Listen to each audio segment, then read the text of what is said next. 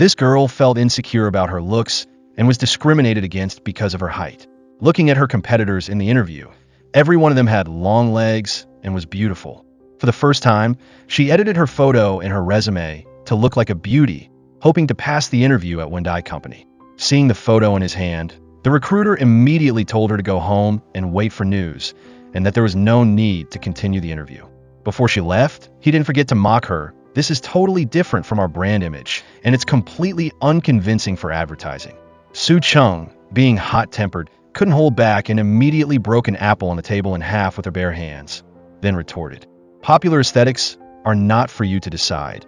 And then she decisively left. She went outside with a sad face, sat on a bench in the park, drank a few cans of beer, and called her best friend. Her friend, Lin Yuan, invited her to go eat, but having just failed an interview, she wasn't in the mood to eat. Although Lin Yuan had edited the photo for her bit too much, Su Chung didn't blame her friend at all. She saw a guy next to her, also carrying a resume in his bag, and she felt sympathy for him because he was also struggling to make a living like herself. But she didn't know that this man was actually Tang Chi, one of the bosses of the company where she had just interviewed. She wanted to have a few drinks with him, but he coldly ran away, leaving behind only a book and a sample box of the company's lipstick. Even though she might pretend to be strong on the outside, when she got home, Su Chung immediately showed her dejectedness. Her older sister, Qing Li, was a great beauty with skin as smooth as porcelain. With her sister's beauty, who needs a conscience? Looking at her sister's angelic face and then looking at herself in the mirror, Su Chung really wanted to ask her parents if she was their real daughter. She didn't have time to be sad for long, as her phone kept receiving messages about an upcoming high school reunion. But in this state, how could she face the long-distance running male god, the person she had secretly admired in high school? Remembering the flutters of her youthful crushes, Su Chung laughed so hard she made a sound like a pig squealing. But her mother's words immediately after completely shocked her. "When will you be able to introduce a boyfriend to Su Chung? You has boyfriends all the time, but your younger sister, what about her?" Forget about suitors from childhood to adulthood. She had never even had a single ambiguous relationship. Her mother's words hurt her deeply, but the truly embarrassing situation was only just beginning. On this side, Tang Chi, our male lead, finally showed his face. He is a researcher in the cosmetics industry and also one of the bosses of Wendai. He also received an invitation to the alumni reunion. Initially, he also refused, but after being personally invited by the principal, he was forced to go. The next day, with the encouragement of her best friend, she mustered all her courage, dressed up splendidly, and went to the class reunion. Su Chung, as soon as arrived, immediately helped the guy who was carrying some beers. She accidentally showed off her super strength talent. At this time, her high school male god, Tang Chi, a true academic achiever, arrived.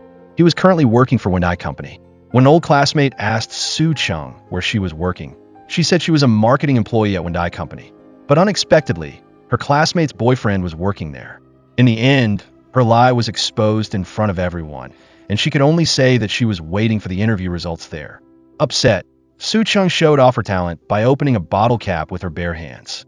The surrounding classmates were both amazed that she was still as impressive as ever and wanted her to continue performing. When it was Tang Chi's turn to step up, she accidentally got sprayed with beer all over her face, and her makeup was washed away. Looking at Su Chung with her smeared face, her high school crush, Tang Chi, blurted out, "Can I take a picture?" "Sure. Why are you taking a picture of me?" "Too ugly." His words touched the deepest pain in her heart. She burst into tears and rushed out the door. On the way home, she continued to be mocked by passersby, despite enduring all kinds of treatment. When she saw an old woman selling flowers on the street late at night, she still kindly bought all the remaining flowers. Unexpectedly, this very act completely changed her life. The old woman smiled and gave her a strange bracelet, telling her to put on. On the subway ride home, something strange happened. The bracelet glowed, transforming Su Chung into a completely different beauty. Passers-by were all amazed by her beauty, only she was completely unaware. "Dad, Mom, this girl looks even fairer and more beautiful than our daughter." Arriving at the door of her house, as soon as she greeted her parents, she was treated like a stranger. Su Chung felt extremely confused until she saw herself in the glass. She was shocked to realize that she had completely transformed into another person. From an ugly duckling to a white swan, what's the first thing to do? But then, Su Cheng's old face quickly returned. The next morning, waking up, Su Cheng was immediately reminded by her sister about her appearance. "You're this old already. You need to take care of yourself. Don't become a grease trap. It's okay if this face can't get you a boyfriend, but if it can't get you a job, you're doomed." She immediately retorted, "It's not my fault I'm not pretty. You're pretty because you got good genes from our parents. Who wouldn't want to be prettier?" To help her best friend get justice, Lin Yuan sought out Tang Chi to force him to apologize for criticizing Su Cheng's previous appearance in front of everyone. After all, his actions last night, taking a picture of a girl when she was in distress, were a bit too much. Add Su Cheng on WeChat and send her a message apologizing. Just 3 words is enough. But Tang Chi replied, instead of that, it would be better for Su Cheng to think about why she put herself in such an awkward situation. These words made Su Cheng, who was walking into the shop, extremely uncomfortable. From today on, she would never like him again. As she was angrily walking out of the shop, she accidentally saw a child chasing a balloon in the street, dangerously close to having an accident. Su Cheng quickly went to the rescue. Tang Chi also ran right behind after seeing this scene. But unexpectedly, after successfully rescuing the child, she appeared in front of Tang Chi with a completely different, beautiful face. He fell in love with her at first sight. He even wanted to invite her to be the spokesmodel for Tandy Group's new line of cosmetics. Miss, do you want to be a model?" Su Cheng hadn't even finished her sentence when she suddenly realized that the reflection in the other person's eyes didn't match her own appearance. She immediately took out a mirror to check and really couldn't believe what she was seeing. She carefully asked the other person, "What do you think of this face of mine?" Not understanding the context, Tang Chi replied, "Very beautiful." At this point, Su Cheng was sure she wasn't hallucinating and wasn't dreaming. However, Su Cheng, in her current form, didn't agree at this moment. Just then, her phone rang. It was her best friend Lin Yuan calling. Su Cheng quickly held up the phone to prove her identity. The two of them discussed and believed that the problem might stem from the bracelet from yesterday. So they went together to find the old woman selling flowers that they had met the day before. But when they got there, they saw there was a newspaper stand. Su Cheng was extremely surprised and asked a nearby older man, "Excuse me, sir, where did the old woman selling flowers who used to sit here go?" The man looked at her confusedly. "I've never seen anyone selling flowers here before." Hearing this, Lin Yuan began to suspect that Su Cheng might be lying. But when she realized that the other person was holding her hand very tightly, the strong grip matched the identity of a sports student, and furthermore, she could even unlock her phone with her fingerprint. Lin Yuan was forced to believe that the person in front of her was really Su Cheng, just wearing a different face. Even so, no matter how hard Su Cheng tried, she couldn't take off the bracelet. Adding to the fact that they couldn't find the old woman selling flowers, a feeling of disappointment and despair welled up inside her. But then, a surprise always appears at the right time. When Su Cheng accidentally tapped the bracelet, it suddenly lit up, displaying a control panel that only she could see. Just by pressing the off button, she immediately returned to her original appearance. Lin Yuan exclaimed in amazement, "You're back. You were very pretty just now, too, but this is the real Su Cheng, the one who grew up with me." Su Cheng was bewildered. "I always wanted to be beautiful, but now that I'm suddenly really beautiful, I'm changing so fast, scared out of my wits." Confirming that the bracelet could freely change her appearance, Su Cheng was both relieved and curious. After some experimentation, she discovered that it could not only change her face, but also her voice and even her clothes. The function was so powerful that it was scary. Lin Yuan's eyes widened. "You don't need to buy clothes anymore," she said happily. "It's really too cool, Su Cheng. This is really a super gift that the old woman gave you." Su Cheng laughed loudly. "From today on, my past is over. I am the beautiful Su Cheng." Meanwhile, at the company, Tang Chi was listening to his subordinates introduce amateur model candidates, but he always felt that no one fit his criteria.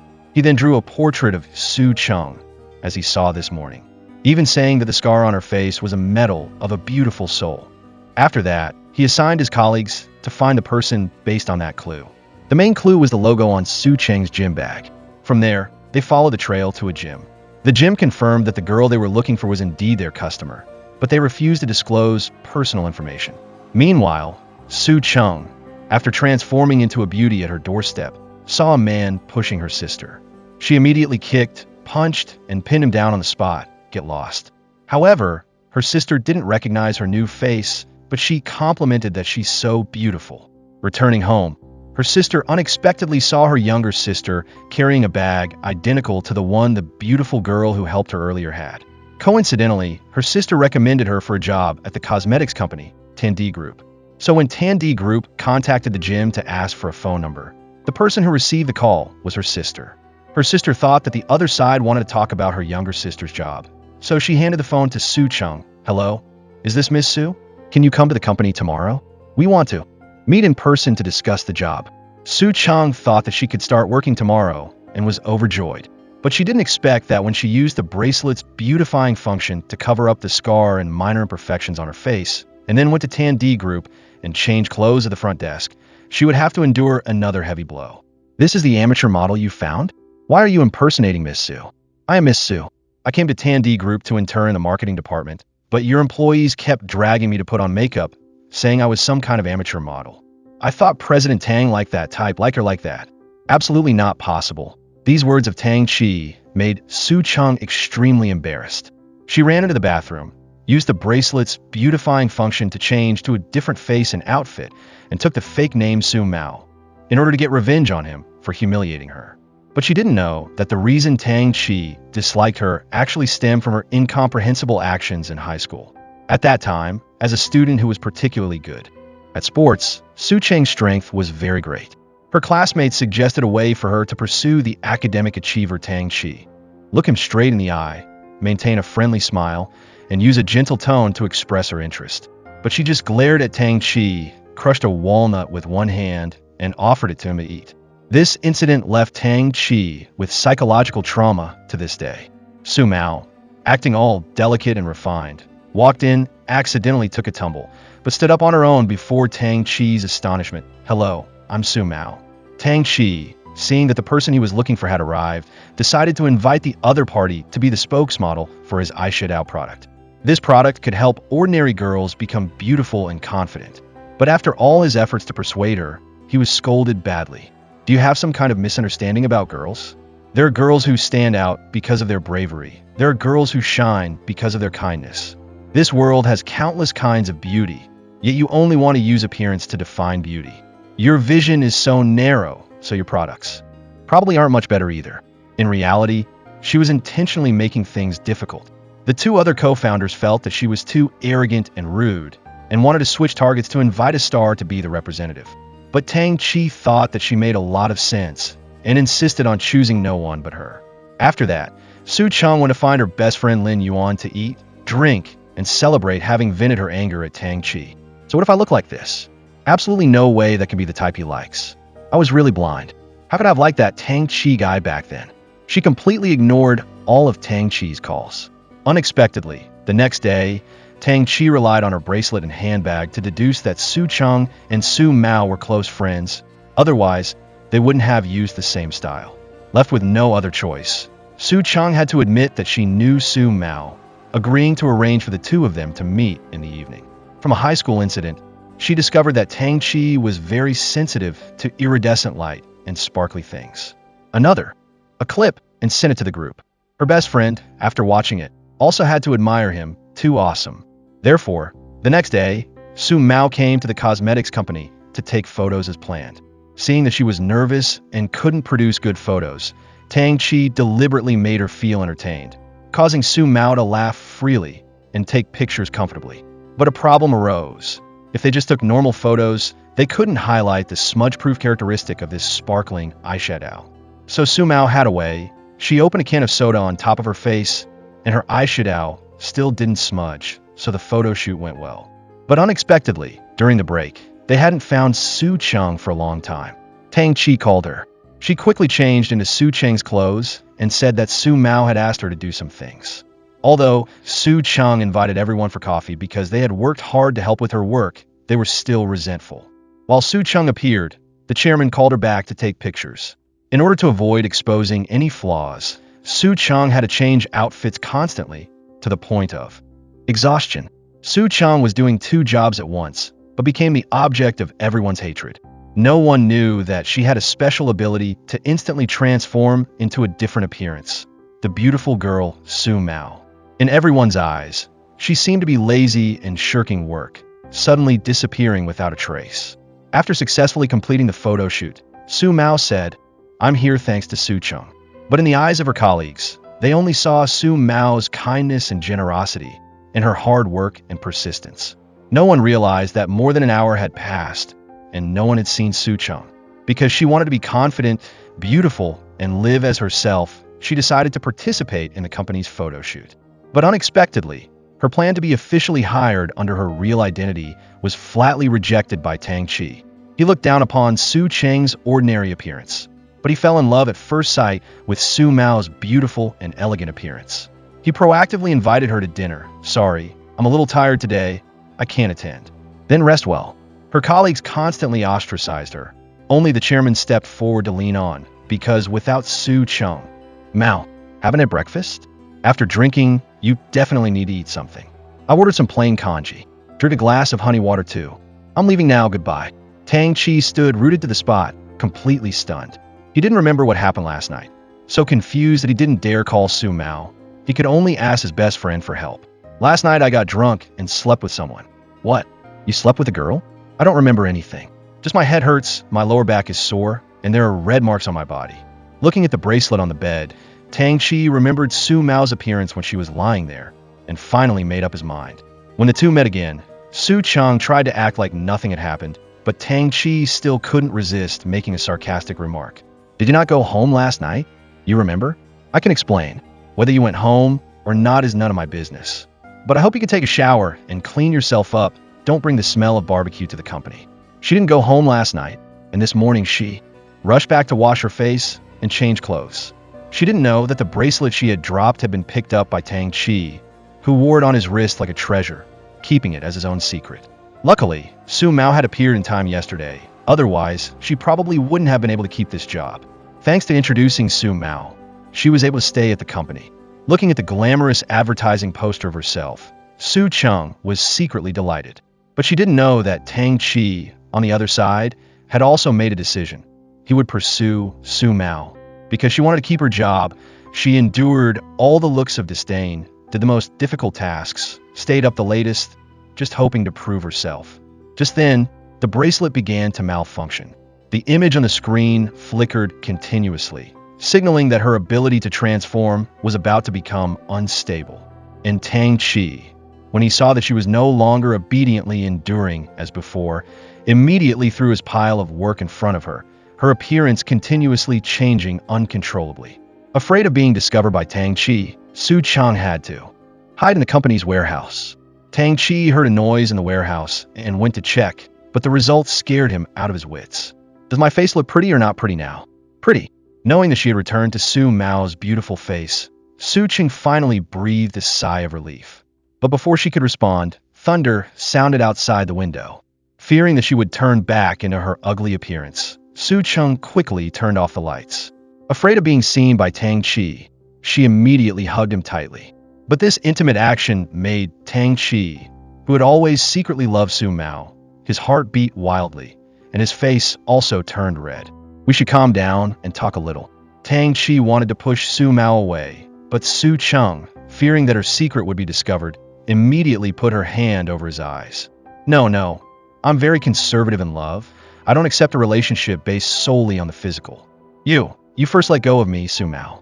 Worried that Tang Chi would discover the truth, Su Chung decided to take a risk, chopping him on the back of the neck, causing him to faint. Because the bracelet system was in need of an upgrade, Su Chung could no longer change her appearance, and had to seek refuge with her best friend. "Now I'm stuck on the body interface. I can't use the system at all." They could only hope that the bracelet system could be like a computer. After the upgrade was complete, it could work normally. But after 3 hours, the system had only upgraded 4%. On the other side, Tang Chi, who had just been knocked unconscious by Su Chung, had a very strange dream. He dreamed that he was Su Xian in the Legend of the White Snake, and Su Chung was the green snake who was bullying him. Most importantly, at the critical moment, the white snake, Su Mao, appeared to save him. After waking up from the strange dream, Tang Chi discovered that he had slept all night in the warehouse. Remembering Su Mao turning off the lights and hugging him tightly last night, his face turned red again. Then he heard from the chairman that Su Mao had gone to her best friend's house to stay overnight last night. Without hesitation, Tang Chi immediately rushed to Lin Yuan's house to find Su Mao. When asked about last night, Su Mao made up an excuse. Last night I drank too much, but I didn't smell like alcohol. The alcohol was still in my internal organs. It hadn't dissipated yet. But my head was already spinning. I wasn't sober at that time. So why did you knock me out afterwards? No, not me. Absolutely not me. It was the cosmetics on the shelf that fell down and hit you, knocking you out. Tang Chi didn't give up, persistently pestering Su Mao to have dinner with him. Before she could refuse, he hurriedly left. Because she couldn't return to Su Cheng's appearance that day, she had to ask the company to work from home. However, another problem arose. The documents she needed to prepare were in Tang Chi's hands. Although Su Cheng messaged him asking for the data, he didn't reply. It wasn't until she used Su Mao's identity, saying Su Cheng was her close friend, that he finally sent the documents. Very quickly, evening arrived. The bracelet's filter system had only upgraded 50%. Su Mao decided to quickly finish things to get away from Tang Chi. But when she arrived at the restaurant, she discovered that he had prepared a party with candles and flowers on a yacht, clearly intending to confess his feelings to her. Su Mao, what do you think of me? The first time I saw you, I was moved. The second time I saw you, I liked you. The third time I saw you, I loved you. But before she could answer, the sky rumbled with thunder and lightning. The system, which was in the process of upgrading, continued to malfunction, and her face began to change continuously. Seeing her appearance constantly changing, Su Mao made an incredibly awkward decision. While Tang Chi was whispering his confession, "Could you think about letting me be your boyfriend?" Then Su Mao immediately jumped into the lake to escape. Worried about her safety, Tang Chi didn't think twice and immediately jumped in after her. Just like that, the two of them, one after the other, swam across the lake in the cold night. Su Mao ran to Lin Yuan's car. I hid very carefully. I hope he doesn't chase after me. But before long, Tang Chi had caught up, constantly calling Su Mao. Stop! Your face is changing. Look, am I right? Recently, the system upgrade has been unstable. When there's thunder and lightning, my appearance becomes unstable too. After returning home, Su Mao ordered a portion of spicy crayfish to eat. But because she couldn't explain Su Mao's lake jump, Tang Chi once again came to Lin Yuan's house. He asked suspiciously, why did she suddenly run away? It felt like she was ill. Lin Yuan quickly and cleverly helped Su Mao lie yes. It's the kind of sudden ill. She can't sit still, but she can't tell you. So, she just runs away. But this lie was immediately exposed by Tang Chi, because he smelled the scent of spicy crayfish in the house. She's ill and can still eat spicy crayfish? I ate it. Su Mao just sat beside me and watched me eat. Besides, the glistening lip gloss on her face is still there. Can she even eat spicy food? Seeing Tang Chi insist on entering the house, Su Mao, fearing that her identity would be revealed, hurriedly stood up and ran away. But unexpectedly, she tripped on the stairs and tumbled down. Finally, Su Cheng, currently Su Mao, fell and broke her leg and had to be hospitalized. Faced with Tang Chi's persistent clinging, Su Mao angrily rejected his confession. Seeing his goddess clearly showing her disgust, Tang Chi left in a daze. Because of her injury and hospitalization, Su Cheng couldn't go to work. She sent her proposal to a colleague, asking them to present it for her in the meeting. But unexpectedly, the malicious colleague directly stole her plan, claiming it as their own. Meanwhile, Su Cheng was still anxious about the slow update progress of the bracelet system. It had been a whole day, and it was only at 79%, but just as she finished speaking, the system suddenly jumped to 90%. Su Cheng wanted to take this opportunity to escape, but Tang Chi came again. He helped her up, but when he bent down to lift her, he discovered that the girl in this slender figure was unexpectedly heavy. It turned out that although the bracelet could change Su Cheng's appearance, her weight remained the same. Su Mao quickly and cleverly found a way to send Tang Chi away to buy her a cake. After that, she wrapped herself up like a mummy to avoid him. But Tang Chi still keenly detected that something was wrong. Wait, Su Mao, this bracelet and the location of the injury. I told you, you've mistaken me for someone else. Su Mao tried to run away, but was caught by her sister. She instinctively turned to run, but unfortunately, Tang Chi accidentally pulled off the bandage wrapped around her head. Just then, the system update finished, and Su Mao immediately turned back into Su Cheng. Both of them stared at each other, dumbfounded. At this moment, her sister recognized the person in front of her as her younger sister. Luckily, her best friend reacted quickly, immediately cooperating with Su Chung. Su Chung, why aren't you in your hospital room? Why are you in such a hurry to leave the hospital? Sister, you're finally here. Do you recognize me now? Su Chung pulled her sister to go do the discharge procedures, leaving Tang Chi standing there dumbfounded.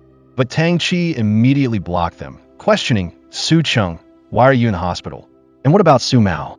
Her sister saw that Su Chung was hiding something, so she stepped in to help. Have you asked enough? Are you investigating a crime? The conversation between the two sisters inside the house. Tang Chi immediately became suspicious. Unexpectedly, at this moment, Su Chung had transformed into a bronze statue in the middle of the house. Lin Yuan had to deliberately distract him. Look at this pot. And this hat. Look at the tree outside the window. The scenery out there is so beautiful, right? But when the three of them turned back, the bronze statue from before had disappeared, replaced by a New Year's baby picture. When I came in here, there wasn't this picture. You were probably in a hurry and didn't notice. Her best friend continued to distract Tang Chi, while Su Chung quickly sneaked upstairs. Beautiful, right? Too beautiful, indeed. Then Su Chung returned to her original form, walked up to Tang Chi, and handed him the computer. I'm sorry, I let Su Mao borrow the computer. I'm willing to accept the company's punishment, but I trust Su Mao. She wouldn't sneak a peek or steal documents. Let's leave it at this. I won't repeat this mistake again. After Tang Chi left, Su Chung breathed a sigh of relief. She discovered that after the system upgrade, the bracelet had many new functions. Not only could it hide the existence of the bracelet, but it could also perform 3D copying with just one scan. Anything with a physical form could be copied. So, can I turn to a tiger? Yes, as long as there's a sample object, it can be simulated immediately, to avoid causing more trouble for herself. That evening, Su Mao messaged Tang Chi. Can you stop liking me? But he only apologized for causing her trouble. Su Mao messaged him to meet this weekend and talk further. The next morning, Su Chung, walking with a crutch, accidentally met Tang Chi in the elevator. She saw that he was in a pretty good mood, and he even said it was because he and Su Mao were meeting this weekend. When she arrived at the company, Su Chung thanked her colleague for helping her report on her work, but through the chairman's words, Su Chung learned that her colleague had taken her report to steal credit. Therefore, Su Chung transformed into a 3D Sun Wukong in the restroom, scaring her colleague, Xiao Yu, half to death. After that, feeling guilty for her actions, Xiao Yu had to apologize. Okay, are you hurt anywhere? Su Mao was speechless. At this rate, she wouldn't even need to fake her death. Tang Chi would sooner or later make it real. Let me go. Why did you suddenly hug me and roll down? I think I saw a piece of meteorite flying towards you. Are you saying I was almost hit by a falling meteorite? That's utterly ridiculous. Plan B failed, so on to Plan C, pretending to be struck by lightning and die. She told Tang Chi to stand back and take pictures with his phone. Or should we go back? Today is a beautiful sight. Just one more picture. One more picture, one more picture. While Tang Chi wasn't paying attention, there was thunder and lightning, and Su Mao pressed her bracelet. Immediately a bolt of lightning struck her. Boom! Su Mao was scorched, and Tang Chi, seeing the scene, was so shocked that his vision went black, and he fainted directly. It seems the lightning struck the wrong person, right? Afterward, Tang Chi woke up in the hospital and heard Guyu say that what he saw was not an illusion. Su Mao really was struck by lightning and died. Impossible. Do you know the probability of being struck by lightning and dying is 1 in 1.75 million? Moreover, 82% of the victims are male. It wasn't until he attended the funeral organized by the three people, Su Chung, her friend, and her sister, for Su Mao, that Tang Chi reluctantly believed the truth. While the other three acted out a scene of fake crying, Tang Chi alone knelt there, heartbroken and regretful. Where's the body? I want to see Su Mao one last time. Su Chung looked at her sister. She immediately understood, making up a story. It was too horrible. You can't look. She's already been cremated. Seeing Tang Chi kneeling and crying in pain, Su Chung felt a little uneasy. Did we go too far? Tang Chi looks really hurt. Do you really think he loved Su Mao deeply and can't accept her passing? But the whole group of girlfriends thought that Tang Chi was just a guy who loved beauty, and in a few days, he'd forget all about it. However, Tang Chi went alone to the restaurant where he used to date Su Mao, drinking and crying. At this moment, the song Waiting in Vain from Lost You Forever played, truly making one want to cry.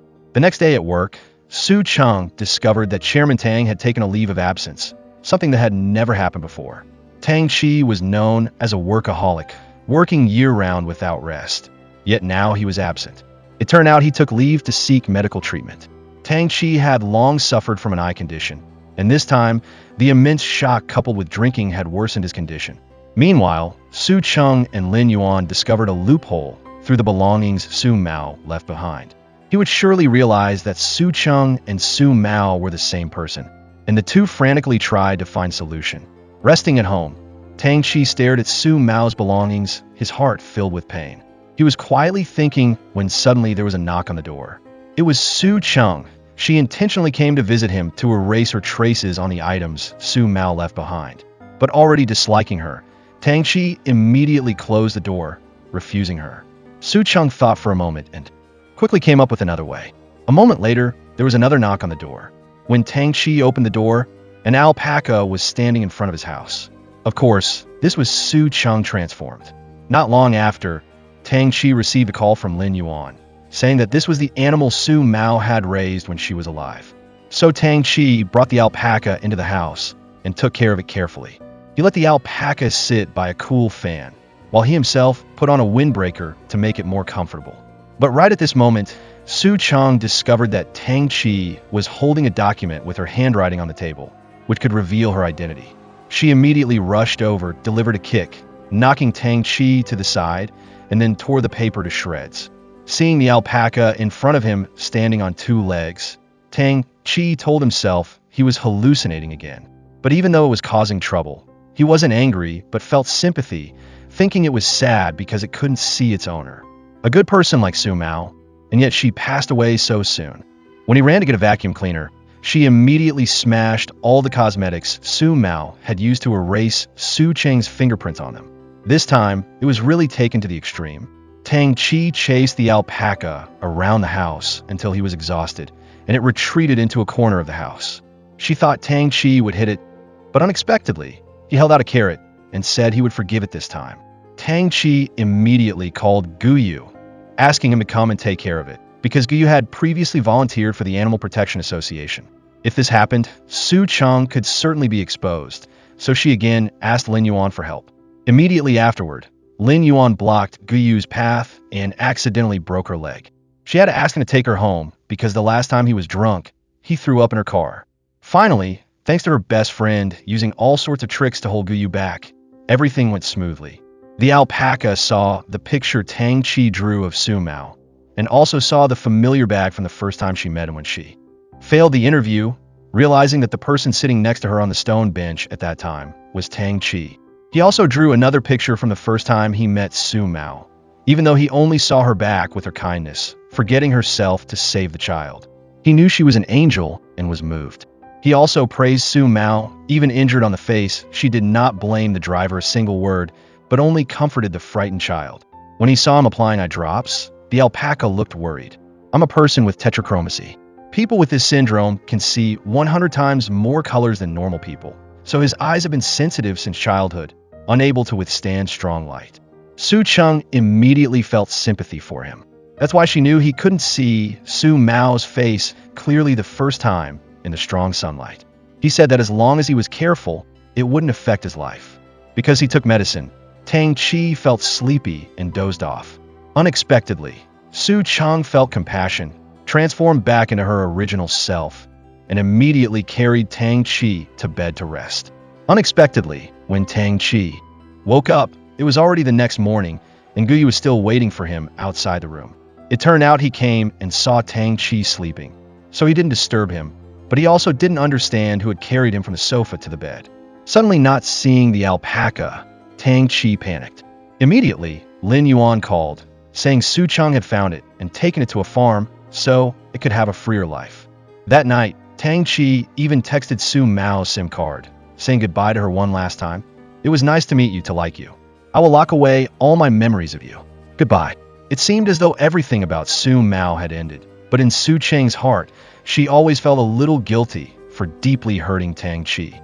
The next day, Su Cheng met him at the company and saw his sad face in the elevator. After that, Employees in the company even threw all the posters of Su Mao into the trash to prevent Tang Chi from seeing them and feeling sad again. Immediately afterward, Tang Chi focused intensely on work and selected the elastic fiber for the new powder product that was about to be launched. That evening when she got off work, in the elevator, Su Chang saw him hailing a cab to go home. Seeing he was sad, she accepted the ride request and became the driver to take him home. In the car, the two talked about their high school days. Unexpectedly, Su Chang back then was a troublemaker who often bullied other students, which Tang Chi also knew about. Just then, Su Chang's sister, Qing Li, called, needing her help with something. Tang Chi saw her keychain, which looked quite similar to Su Mao's, and curiously asked about it. She said it was just the same model from Taobao, very common. It turned out that Su Chang's sister, Qing Li, was a lawyer, and her client, who was also her close friend, Fong Jeene, was a research PhD. Her husband was Sheng Yu. Because she wasn't good at talking, she only handled the technical aspects, while her husband took care of all the operations. But unfortunately, she met a scumbag husband.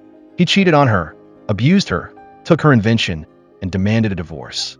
But unfortunately, on the way to retrieve her invention, she was in a traffic accident and had been in a coma for 5 days. Qing Li asked her sister to transform and pretend to be Fong Jeene to prevent Sheng Yu from selling the patent. The unexpected thing was that the upcoming powder product of Skybird Group was targeting the elastic mesh from Shinan Technology, the company of Sheng Yu and Fong Jeene. Taking advantage of his wife's unconsciousness, he wanted to immediately sell the patent to get money. Today, Tang Chi, representing Skybird Group, went to Shinan Technology to discuss purchasing the patent.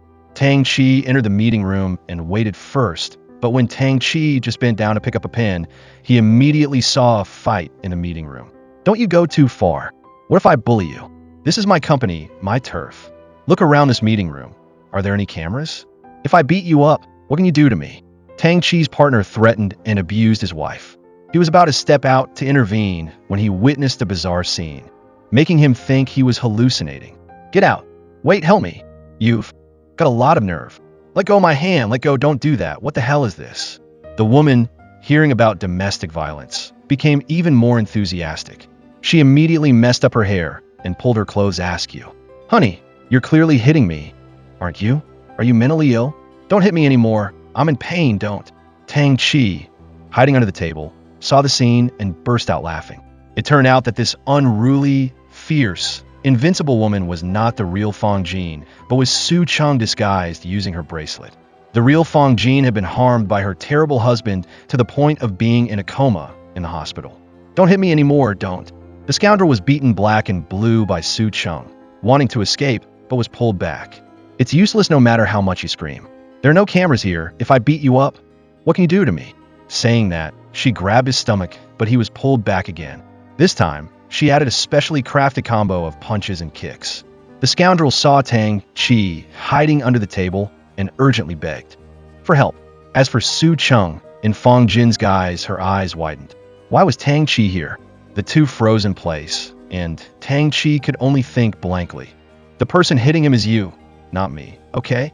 After that, Tang Chi suddenly realized that the girl in front of him was the same person who had helped Su Mao wipe the poster downstairs earlier.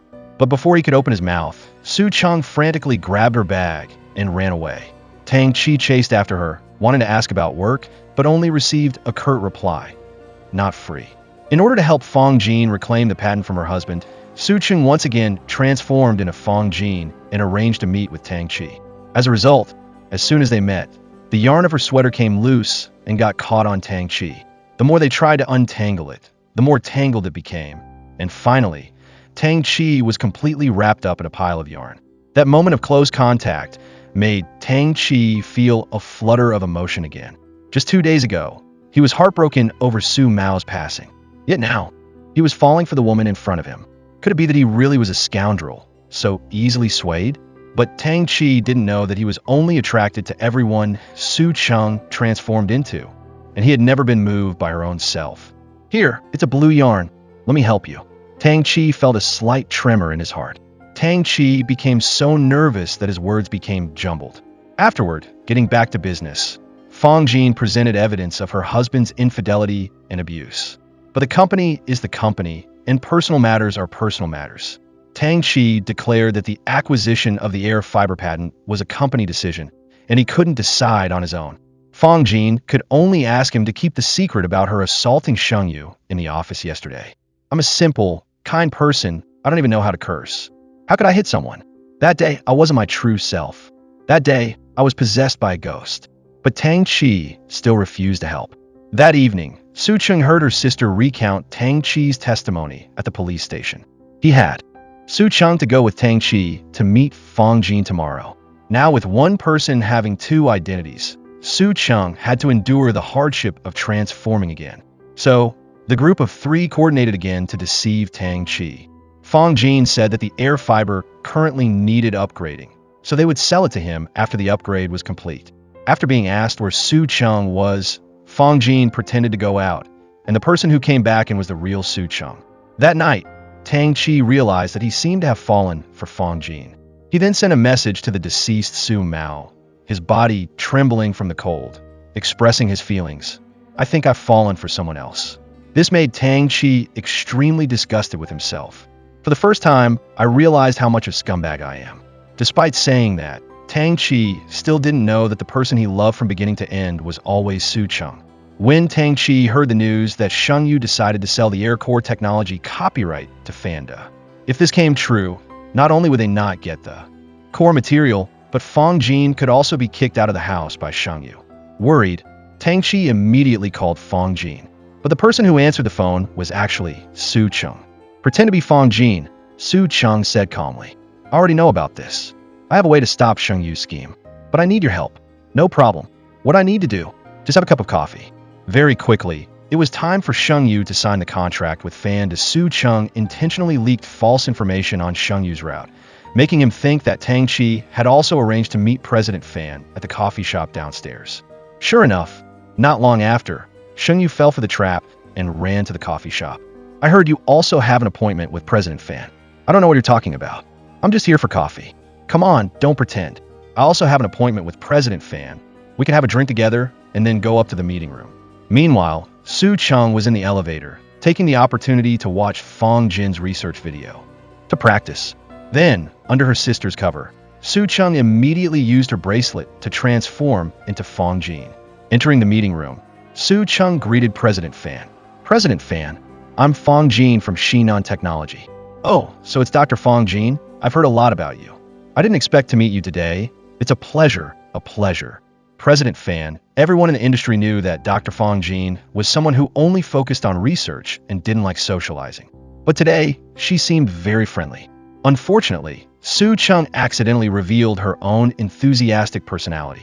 Fortunately, her sister promptly reminded her, helping her quickly adjust her demeanor. Meanwhile, Shengyu was still at the coffee shop, foolishly talking to Tang Chi. Finally, Tang Chi waved his hand and left. Shengyu was shocked to realize that he had never arranged to meet President Fan. You tricked me, didn't you? I never said I had an appointment with President Fan. I told you from the beginning that you misunderstood. I'm just here for coffee. Shengyu was furious to realize that Tang Chi had played him. He rushed to the meeting room, but it was too late. President Fan wouldn't be interested in her. But Tang Chi said, Su Cheng is upright, dignified, hardworking, and she's also very beautiful. The two had to act out a play of coldness on the outside, but warmth on the inside in front of Shengyu, making him leave. Tang Chi didn't understand where Su Cheng came from, but she only explained that she happened to arrive and saw the two in danger, so she helped. As for Fong Jeene, she took advantage of the argument to slip away. He said that today's events must not be revealed to anyone. The matter of Su Cheng and Tang Chi had been photographed by Shengyu and posted online. There was no other way but to play out this whole drama with Shengyu. Tang Chi admitted to pursuing Su Cheng in front of his colleagues. He even went so far as to give her flowers, but the money was paid by Qing Li. The three sisters, Su Cheng, to help Fong Jeene win the divorce lawsuit, tried to find evidence of Shengyu's marital infidelity. They intentionally arranged for Shengyu's mistress to win a prize of a luxury double room. Sure enough, that coolness lasted less than 3 seconds before he was struck from behind on the back of the head and knocked unconscious. Afterward, the three of Su Cheng's group also followed the trail to Shengyu's lair. But this place had many fierce bodyguards, so Su Cheng once again used the invisibility bracelet to sneak in. The bodyguards were stunned. That tree seems to be moving. If a tree can walk, wouldn't it be a monster? After Tang Chi woke up, he found himself tied up in the laboratory. He struggled to untie the ropes and then used his knowledge of chemistry to make explosives and blow up the door of the cell. As a result, as soon as he rushed out, he bumped into Su Chung, who was disguised as Fong Jeene. Tang Chi looked at her, blinking in confusion. Did you come save me? Where did Sheng Yu plan to take you? I don't know. You infiltrated and you still don't know? I was also knocked unconscious. After that, the two encountered the fierce bodyguards. Su Chung, disguised as Fong Jeene, tried to use reason to persuade them, but the naive Tang Chi immediately grabbed a mop and charged straight at the group. He wanted to prove his manliness, but the result? Run, don't worry about me. Seeing Tang Chi in imminent danger, Su Chung immediately rushed forward, effortlessly taking down two bodyguards. I help you again. Afterward, the two hid in a dark storage room, avoiding the bodyguards who were searching for them. The close proximity between the two made Tang Chi unable to deny that he truly liked Fong Jeene in front of him. But before he could regain his composure, Su Chung stood up, went alone to save the real Fong Jeene, and told him to wait obediently. Unexpectedly, when Tang Chi escaped, he accidentally encountered the real Fong Jeene. Tang Chi breathed a sigh of relief. Thank goodness, I finally found you. There are bodyguards behind. Quickly help me fight them. Tang Chi looked up and saw a tall, muscular bodyguard. He took a deep breath, shouted to gather courage, and then charged forward with a chair. Fong Jeene, save me. The bodyguard swung his arm, and Tang Chi immediately turned and ran. The real Fong Jeene said, I don't know you. Luckily, at this moment, Su Chung, in the form of Fong Jeene, came to his rescue. But he really didn't understand why she had said she didn't know him earlier, but she only explained that she was in a bad mood earlier, and he shouldn't take it to heart. The real Fong Jeene was being kidnapped by her husband. Due to the influence of the stormy weather, the filter system continued to malfunction and needed to be upgraded. This made Su Chung temporarily unable to transform back into her real form, forcing her to continue using Fong Jiene's identity. Fortunately, just in time, the police arrived to rescue the real Fong Jeene, who was being bullied by her husband. After returning, Tang Chi fell into a spiral of self-doubt. He found that sometimes he loved Fong Jeene, and sometimes he didn't. But in reality, from beginning to end, the person he always loved was Su Chung. After rescuing the real Fong Jeene, the three sisters candidly recounted everything. The fact that Su Chung had been transforming into Fong Jeene all this time. With the help of the three sisters, Fong Jeene successfully divorced the scumbag husband Sheng Yu, even making him leave empty-handed. At the same time, she also signed a cooperation agreement with Skybird Group and gave all the credit to Su Chung. Tang Chi, not daring to face his feelings, pretended to be sick and avoided meeting Fong Jeene. But after being advised by his close friend, he decided to face his heart and immediately went to find her. Coincidentally, at that time, Su Chung and Fong Jeene were discussing work together in the laboratory. Knowing that Tang Chi was about to arrive, Su Chung, still in Fong Jiene's form, hurriedly hid. The real Fong Jeene acted very cold towards Tang Chi because the two were not acquainted. Tang Chi only needed one look to realize immediately that this was not the Fong Jeene he liked. So he turned to leave, but just then, a cabinet in the laboratory suddenly slowly opened. The scene before him made Tang Chi's eyes widen like a mole's. Who's in there? It must be a mouse. It's definitely a mouse. Fearing that Sheng Yu was hiding inside to harm Fong Jeene, Tang Chi went to open the cabinet. And then he was so scared by the sight before him that he almost lost his soul. An identical Fong Jeene stood right in front of him. He couldn't believe it and immediately looked at the real Fong Jeene. Fortunately, she reacted quickly and immediately made up a reason. Oh, that's a wax figure. Yes, a wax figure. A friend who makes wax figures gave it to me. Because they were afraid I would be lonely after the divorce, they gave me a statue to keep me company. What's even stranger is that Tang Chi accepted it immediately. Not only that, he even praised, this wax figure is so lifelike. Seeing him gazing at the statue, even intending to reach out and touch it, the real Fong Jeene immediately stopped him. What are you touching? Tang Chi was questioned in return, flustered and awkward, and quickly found a reason to leave. But before leaving, he mustered all his courage and invited Fong Jeene to dinner. Are you free tonight? I'd like to invite you. Just then, the closet door slowly opened again. Tang Chi was so startled that he jumped up like a mole. Su Chung hastily explained, I just wanted to check why the cabinet door kept opening and closing, so I took the wax figure out and crawled to myself to check. After saying that, she quickly carried the living wax figure, the real Fong Jeene, back into the closet. Then, still in Fong Jeene's identity, Su Cheng and Tang Chi left the laboratory. On the way, Tang Chi was still puzzled. That wax figure. Su Cheng was annoyed. The real person was right in front of him. Why was he still thinking about the wax figure? But because Fong Jeene's glasses had such a high prescription, they made Su Cheng dizzy. Tang Chi worried. Are you okay? Do you like me? Oh, do you like the restaurant we're going to? Oh, you scare me. I thought you said you liked me.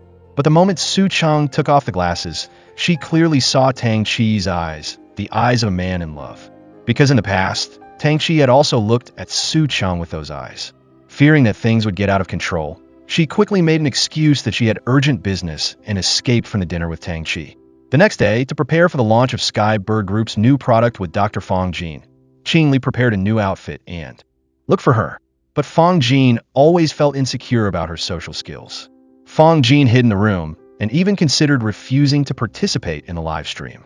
But under Su Cheng's encouragement, she regained her courage and confidence. Instead of letting her sister wear clothes she didn't want, wear glasses she had never worn, just let her be confidently herself. Su Cheng gave her back her old glasses and comforted her. You're a research PhD, you have your own lab and team. You've worked hard for the past 36 years. You have the right to be yourself. With Su Cheng's help, the product launch in collaboration with Dr. Fong Jeene went extremely well.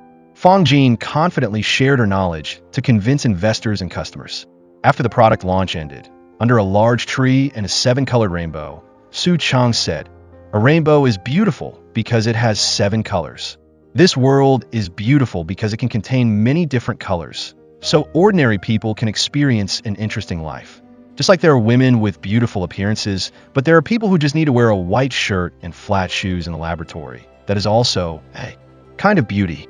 Tang Chi looked directly into Fong Jeene's eyes and confessed, "I like you." Su Cheng froze, her eyes widening as she looked at him. Tang Chi bit his lip, took a deep breath. "No, I misspoke. I don't just like you, I love you." After hearing this, Su Cheng ran away. But just 10 minutes later, when Tang Chi met the real Fong Jeene again, she had no idea that he had just confessed to another Fong Jeene. She thought it was a work-related question and said, "I will answer your question in 30 minutes. This made Tang Chi extremely surprised. "You're not her, so who are you?" Su Cheng then told this story to the real Fong Jeene and everyone. But Fong Jeene said, "Why does she seem to have everything but isn't happy?" Because the most important thing is to love yourself, respect yourself, no matter what your appearance is and what relationship you're in. Joy and happiness from within yourself are the most reliable things. She thought the person Tang Chi liked wasn't her, but Su Cheng disagreed. But everyone also knew that Tang Chi had discovered something unusual here. They only hoped Tang Chi could change so quickly from Su Mao to Fong Jeene, so his feelings probably was not too deep. On this side, it was true that Tang Chi was sadly drinking and had discovered that there were 2 Fong Jeenes. One was the person he liked, and the other was the person he had no feelings for at all. He would definitely investigate this matter to the end. The next day, when Su Cheng's bracelet was completely upgraded, when she woke up, she transformed into a male character from her best friend Lin Yuan's comic book, leaving her stunned and amazed. She could transform back into Su Cheng and had a new filter function, 3D anime printing. After days of working online at home, because she couldn't transform back into herself, Su Cheng was unexpectedly congratulated by her colleagues, because her plan had helped the company successfully launch the new eyeshadow product. Just then, Tang Chi texted again, asking Fong Jeene to give him an answer to his confession. Avoiding it forever wouldn't solve anything. But to make Tang Chi completely give up on Fong Jeene, Su Cheng agreed to his invitation to a date on the weekend. Meanwhile, Tang Chi had an appointment with a psychiatrist to explain the situation of 2 Fong Jeenes appearing. However, on the day of the date, she used her bracelet to transform into a handsome anime guy, Sheng Tang, a character created by her best friend. Seeing the 2 being intimate, Tang Chi was visibly jealous. Afterward, Sheng Tang and Fong Jeene formed a team, and Tang Chi and Guyu formed another team to play doubles. The 2 of them thought they were sure to win, and even planned to go easy on the pretty boy so he wouldn't lose too badly. Unexpectedly, with her athletic talent, Su Cheng transformed into Sheng Tang, easily dominated in a 2-on-1 situation. Soon, Fong Jeene became a cheerleader, while Tang Chi was repeatedly slapped in the face, unable to score a single point. "You're so good, you're really strong, this is insane." During the break, Tang Chi was full of unwillingness, while Fong Jeene and Sheng Tang continued to act affectionately. "Am I being too harsh?" "It's okay, people in love always show off like that. Smile a little sweeter." At this moment, Tang Chi's lungs were about to explode with anger. His best friend stood beside him, taunting, "If you're jealous, how about I help you wipe your sweat?" Tang Chi was furious and determined to have a rematch with Sheng Tang. In fact, there were 4 people on the court, but in reality, it was just a one-on-one match between 2 men. As a result, Tang Chi still lost miserably to the athletic expert Su Cheng. After the match, Fong Jeene introduced Sheng Tang to everyone. "This is my employee, also a PhD, and he's fluent in 4 languages: English, French, German, and Spanish. Of course, with the ability to cheat using various supporting devices, this was just a small matter for Su Cheng. To make Tang Chi give up, the 2 of them decided to deliver the final blow. Sheng Tang is my boyfriend, and this is my girlfriend." Unexpectedly, Tang Chi was not discouraged but retorted with a bold statement. "You 2 aren't compatible. Are you saying you really understand Fong Jeene? I understand her better than you do. That's ridiculous. What does a playboy like you know about understanding? What did you say?" The atmosphere was tense, and Fong Jeene quickly spoke up to mediate, but the result only pushed the atmosphere to the bottom. "I know you like me, but I'm sorry, I don't like you. Moreover, I already have a boyfriend. You got the wrong person, the person I like isn't you." Fong Jeene and Sheng Tang looked at each other in surprise. Afterward, when changing clothes, Su Cheng habitually walked into the women's changing room, forgetting that she was currently in a male form. The men's changing room is this way. A peony among swords, Su Cheng blushed with embarrassment and entered the men's changing room. But when she saw Tang Chi about to undress, she panicked, and a ridiculous scene immediately unfolded. "What's wrong with you?" "Nothing. I need to use the restroom. You don't need to wait for me. I'm constipated." After that, Tang Chi arranged to meet Fong Jeene privately, and this time it was still Su Cheng pretending. When he heard his heart beating fast, Tang Chi was sure that the person in front of him was the one he loved. "Didn't you say you didn't like me?" "What do you mean? There are 2 Fong Jeenes, one I like and one I don't like." Su Cheng panicked and wanted. Why was it that in his world, only Su Cheng had color? "What the hell are you doing? It's just a breakup. Do you need to risk your life like this? Go out and ask. Who hasn't experienced a breakup before? Normally, you seem so dignified and serious, but I didn't expect you to be so immature and irrational." Su Cheng only thought that Tang Chi, because he had lost Fong Jeene, was standing foolishly in the middle of the road, intending to end it all. She didn't know that Tang Chi's eyes actually had a problem. So the 2 of them walked together on the rainy street. Tang Chi didn't notice that the manhole cover in front of him was not closed. After dealing with the manhole cover, the 2 continued walking. "Want to come to my house? Want to sit for a while?" This sentence from Tang Chi immediately made Su Cheng imagine a dramatic scenario, but unexpectedly, the other party just told her she was overthinking it. "My house has a hairdryer and a heater. You could dry your hair and clothes. You're not in good health and easily get sick." An athlete like Su Cheng being told by Tang Chi that she wasn't in good health made her feel incredibly impressed. After entering the house, Tang Chi gave Su Cheng his clothes, but was surprised to find that she was very familiar with the layout of the house. He didn't know that she had previously spent a lot of time here in the form of an alpaca. While changing the bathroom, Su Cheng began to suspect that Tang Chi's eyes had a problem. After changing, Tang Chi quickly prepared a simple dinner.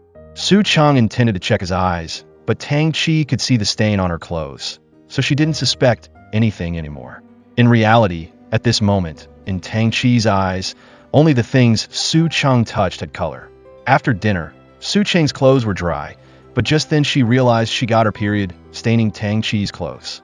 Adding to the fact that she got caught in the rain earlier, her stomach started to hurt, so she called her best friend Lin Yuan to come pick her up. "Where are you?" "I'll come get you." "Tang Chi's house. I have to go rescue my best friend. We'll meet next time." "Are you going home?" "What does Tang Chi want with you?" "You don't need to come to Tang Chi's house, so be careful." However, Lin Yuan's car ran out of gas, so she and Gu had to go to Tang Chi's house. "You're not feeling well. Let me do it." "No need. No need." Tang Chi acted as if he didn't notice Su Cheng's period, which surprised her. Are you sick? I'm not sick. Be more careful usually. The person who defeated you on the tennis court is me. Su Cheng thought silently.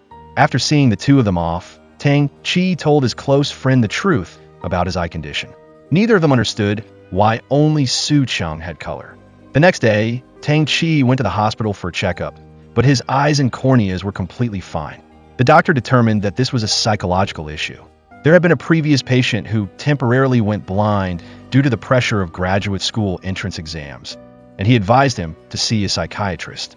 Afterward, Tang Chi met his parents, close friends, and even important business partners, but all of them were blackened. White. He didn't understand why only Su Cheng had color. Just as he was agonizing over this, another person with color suddenly appeared before his eyes. It was Fong Jeene's boyfriend, Sheng Tang. Tang Chi immediately told Guyu to stop the car and chased after him. He didn't know that Sheng Tang was actually Su Cheng in disguise. The arrival of Sheng Tang, a man, lit a new spark of hope in Tang Chi's heart. In a world with limited colors, he took the initiative to invite Sheng Tang and Su Cheng to meet, hoping to directly clear up the questions in his heart. I have something I want to clarify. Are you free? I'd like to meet you and Su Cheng for a cup of coffee. On the other end of the line, Su Cheng used Sheng Tang's name to accept the invitation, but couldn't hide the nervousness in his voice. He pretended to be talking to Fong Jeene, trying to cover up the panic in his heart. Honey, what's wrong? I'm with Duckling right now. Looking at the scene in front of him, Tang Chi couldn't help but remember the time he spent with Fong Jeene, experiencing so many happy moments. The pain he tried to bury deep in his heart was once again stirred up, surging like a fierce wave.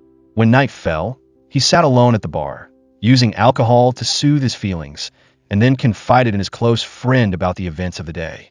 What Sheng Tang said of Fong Jeene was, "I miss you too." It's just that whenever Fong Jeene was mentioned, Tang Chi also wanted to say those words, "I miss you too." The next day, the sunlight shone through the glass of the company, making the colors on Su Cheng even more vibrant. Tang Chi looked at her intently, but her throat seemed to tighten, and she couldn't utter a word. "Mr. Tang, you're looking for me next weekend?" "It's nothing, I already have the answer, so I'll get back to work." After work, Tang Chi mustered up his courage, wanting to give Su Cheng a ride home. "Su Cheng, I happen to have business near your place. Let me give you a ride home." Unexpectedly, she reacted like a startled bird, quickly avoiding Tang Chi as soon as she saw him. But Tang Chi didn't give up. His heart was filled with determination, wanting to unravel the mystery of the colors of Su Cheng, so he quietly followed her. On the crowded subway train, Tang Chi accidentally bumped into Su Cheng. In that instant, his world suddenly lit up. All the colors returned. But this sudden change caused Su Cheng to misunderstand. She thought Tang Chi had bad intentions, and without hesitation, she pinned him against the train door, her eyes filled with vigilance and discomfort. When they finally understood what had happened, they both realized it was all a misunderstanding. But when Su Cheng worriedly checked on Tang Chi, he, in a daze, accidentally called her Fong Jeene. In that moment, the atmosphere was filled with a gentle sadness and helplessness. After the brief but somewhat awkward incident on the subway with Su Cheng, Tang Chi dragged his somewhat battered body slowly back to the office. His face showed fatigue, but his eyes sparkled with hope because he had just discovered something incredibly important. He had found a way to get his colors back. This should have been good news. I know how to get my eyes to recover. The method is a bit special. It requires intimate physical contact like hugging. But the reality wasn't that simple. After all, there are differences between men and women. Tang Chi couldn't constantly maintain intimate contact with Su Cheng. This difficult problem hung over them like a dark cloud, making them both anxious and hesitant. When both of them were struggling to find a solution, she herself had sudden thought. He thought of an important person. Perhaps this person was the key to helping them out of their predicament. It's not just Su Cheng. Isn't there also Sheng Tang? The next day, in a company meeting, the plan Su Cheng prepared for the Millennium Beauty Garden Party event greatly pleased Guyu. After some consideration, Guyu decisively chose Su Cheng's plan and also contacted Lin Yuan, hoping she could help push the work forward. Lin Yuan always considered Guyu a good friend, so with his arrangement, Lin Yuan completely trusted him. Moreover, before coming here, she had asked a lawyer to carefully check the contract, confirming there were no problems, so she only skimmed through the content superficially and quickly signed it. But Lin Yuan was completely unaware that the contract contained a crucial clause. like a ticking time bomb that could bring great trouble to Su Cheng at any time. I already told Wang Yi to connect with Sheng Tang, page 2, article 4. According to the requirements of the Heavenly Bird Collection offline event, Party B must cooperate with the original character Sheng Tang to participate in the promotion of the Garden Party event, supporting on-site marketing activities. Time quietly passed, and the day of the event finally arrived. The timing falling on a weekend made the availability of hotel rooms extremely tight. The organizers had no choice but to arrange everyone in double rooms, 2 people per room. When Su Cheng curiously asked about the room arrangement list, she received the answer, 2 people per room. So what about Sheng Tang? He's a guest. He's assigned to the same room as Mr. Tang. Lin Yuan, upon hearing this, immediately panicked. It's all because I didn't check the contract carefully. Because of the event, Su Cheng was forced to once again transform into Sheng Tang and share a room with Tang Chi.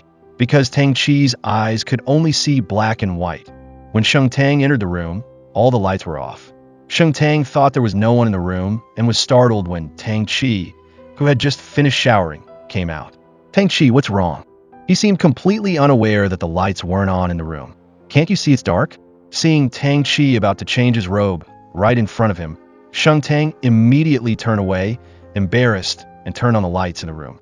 But when the lights came on, Tang Chi's behavior became extremely strange. Sheng Tang noticed that there was something wrong with Tang Chi's eyes. To test whether he was colorblind, Sheng Tang intentionally said a yellow watermelon was red. I don't eat fruit before bed, you eat it. Tang Chi had always been very sensitive to colors, so why was he suddenly colorblind? You said this watermelon is red. Of course, it is. No, it's not, it's yellow. But he just said this watermelon was bright red and looked very sweet. What on earth was going on? Tang Chi could see the color of the watermelon in his hand, but couldn't see the color of the other pieces of watermelon in the dish. Sheng Tang realized his eyes had a problem. The two began to probe each other, and Sheng Tang had an answer in his heart.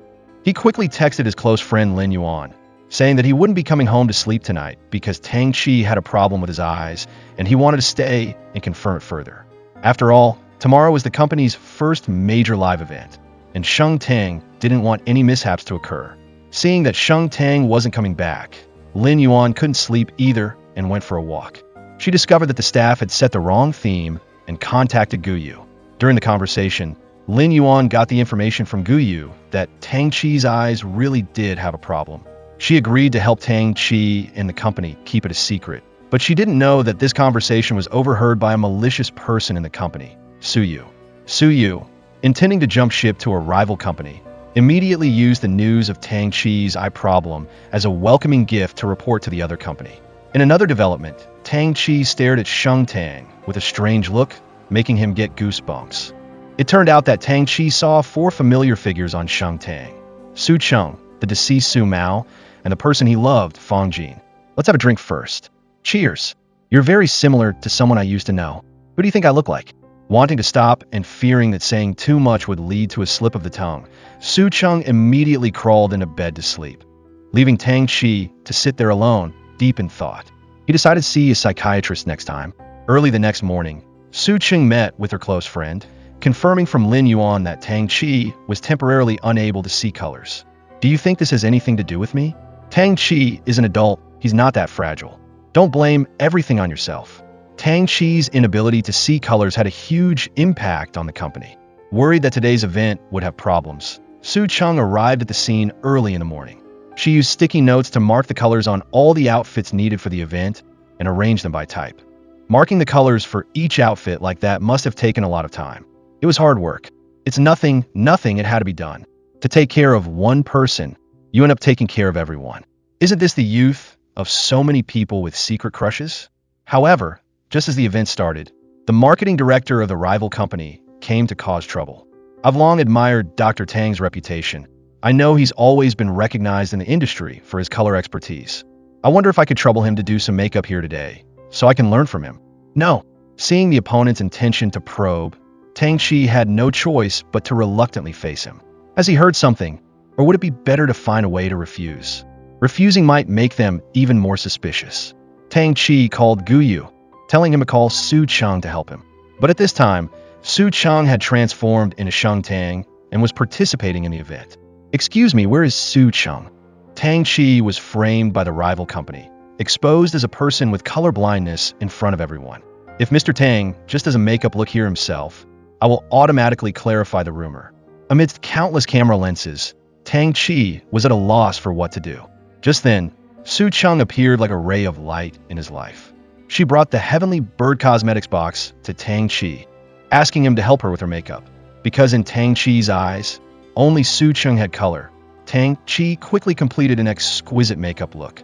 Under his hands, Su Chung became stunningly beautiful. Seeing his plan fail, the rival company's director glared at Su Yu. Afterwards, Tang Chi was frank with Su Chung. Besides you, I also see the color of Sheng Tang. Sheng Tang is Sheng Tang. I am me. We have nothing to do with each other. Then why do I only see color in you and in Sheng Tang? At this moment, Su Chung realized that Tang Chi's inability to see colors was related to her.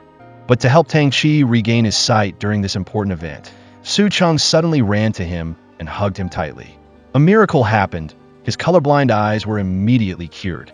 The black and white world was suddenly filled with color. Can you see colors? I can see them. Tang Chi was overjoyed. But as soon as Su Chung left his embrace, Tang Chi's world immediately returned to black and white. He couldn't see colors again. The more intimate the contact, the more colors he could see.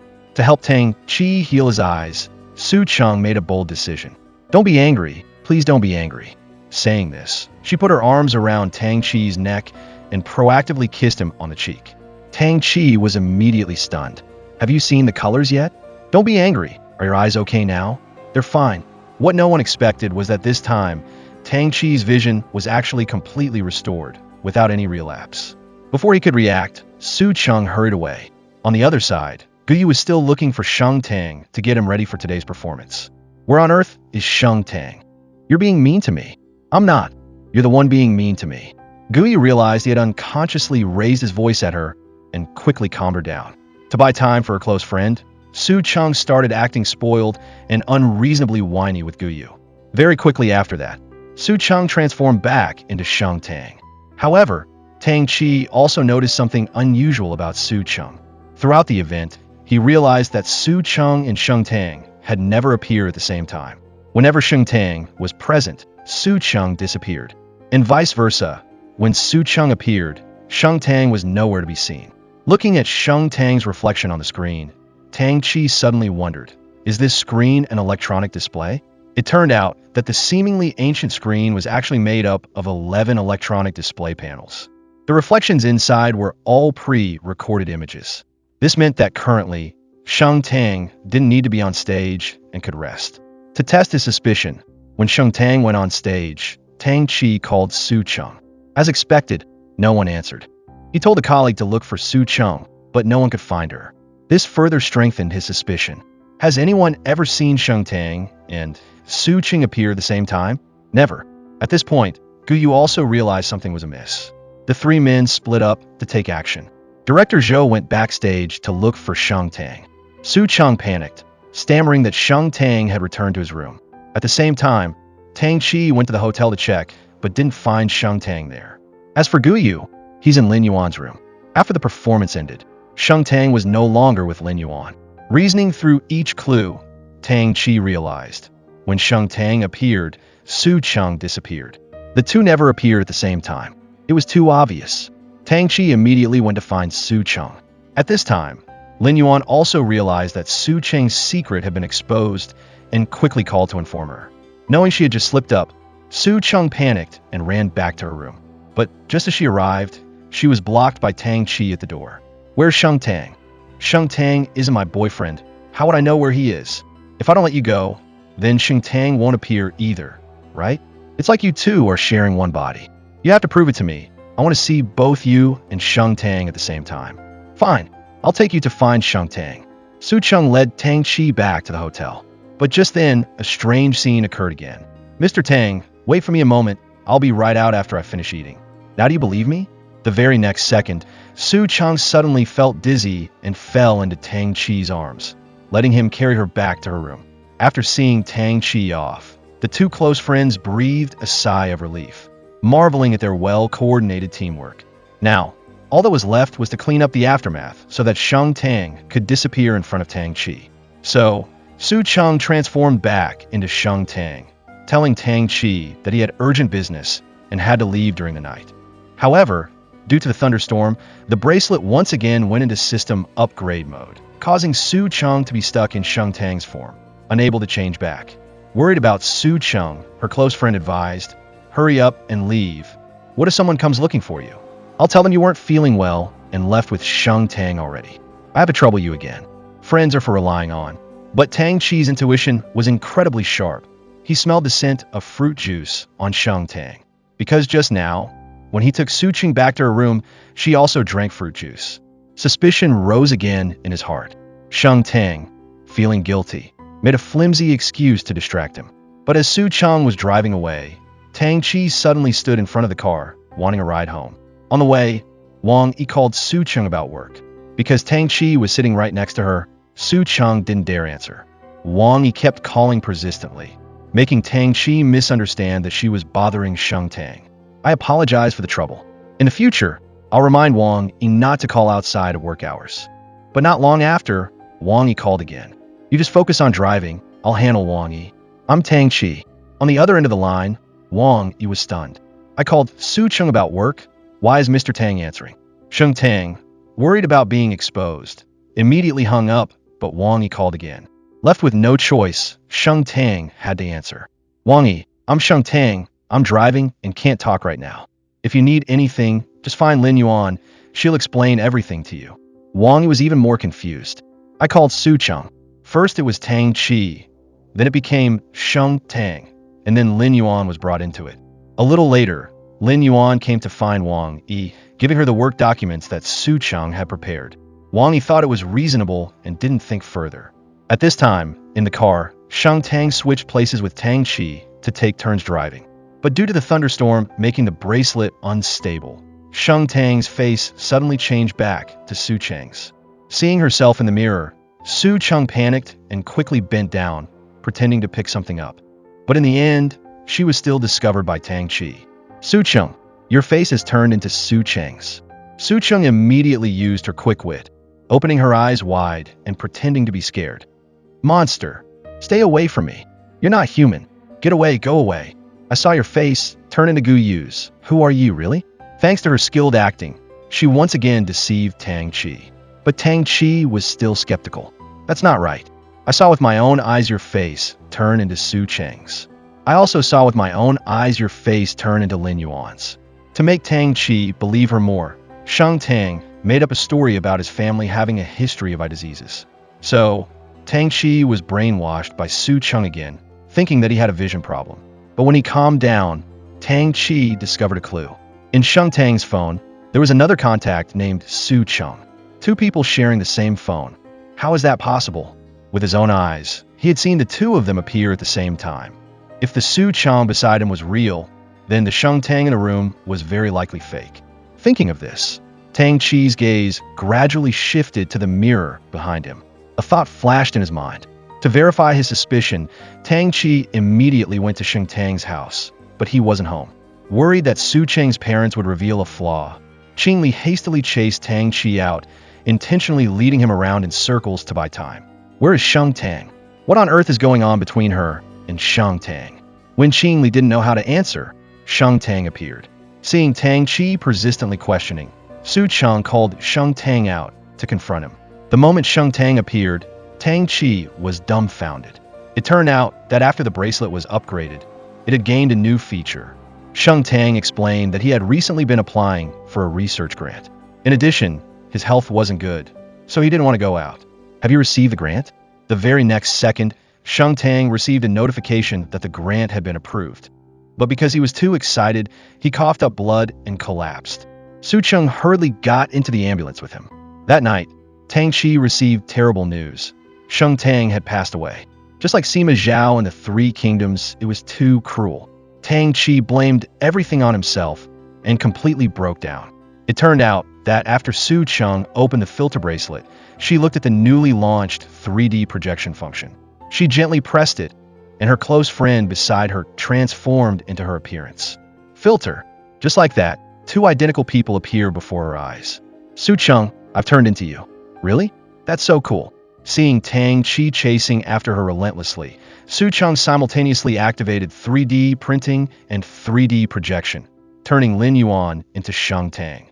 Because the range of use of 3D projection was only 5 meters, when starting the plan to kill Sheng Tang, Su Cheng was extremely careful not to be exposed in front of Tang Chi.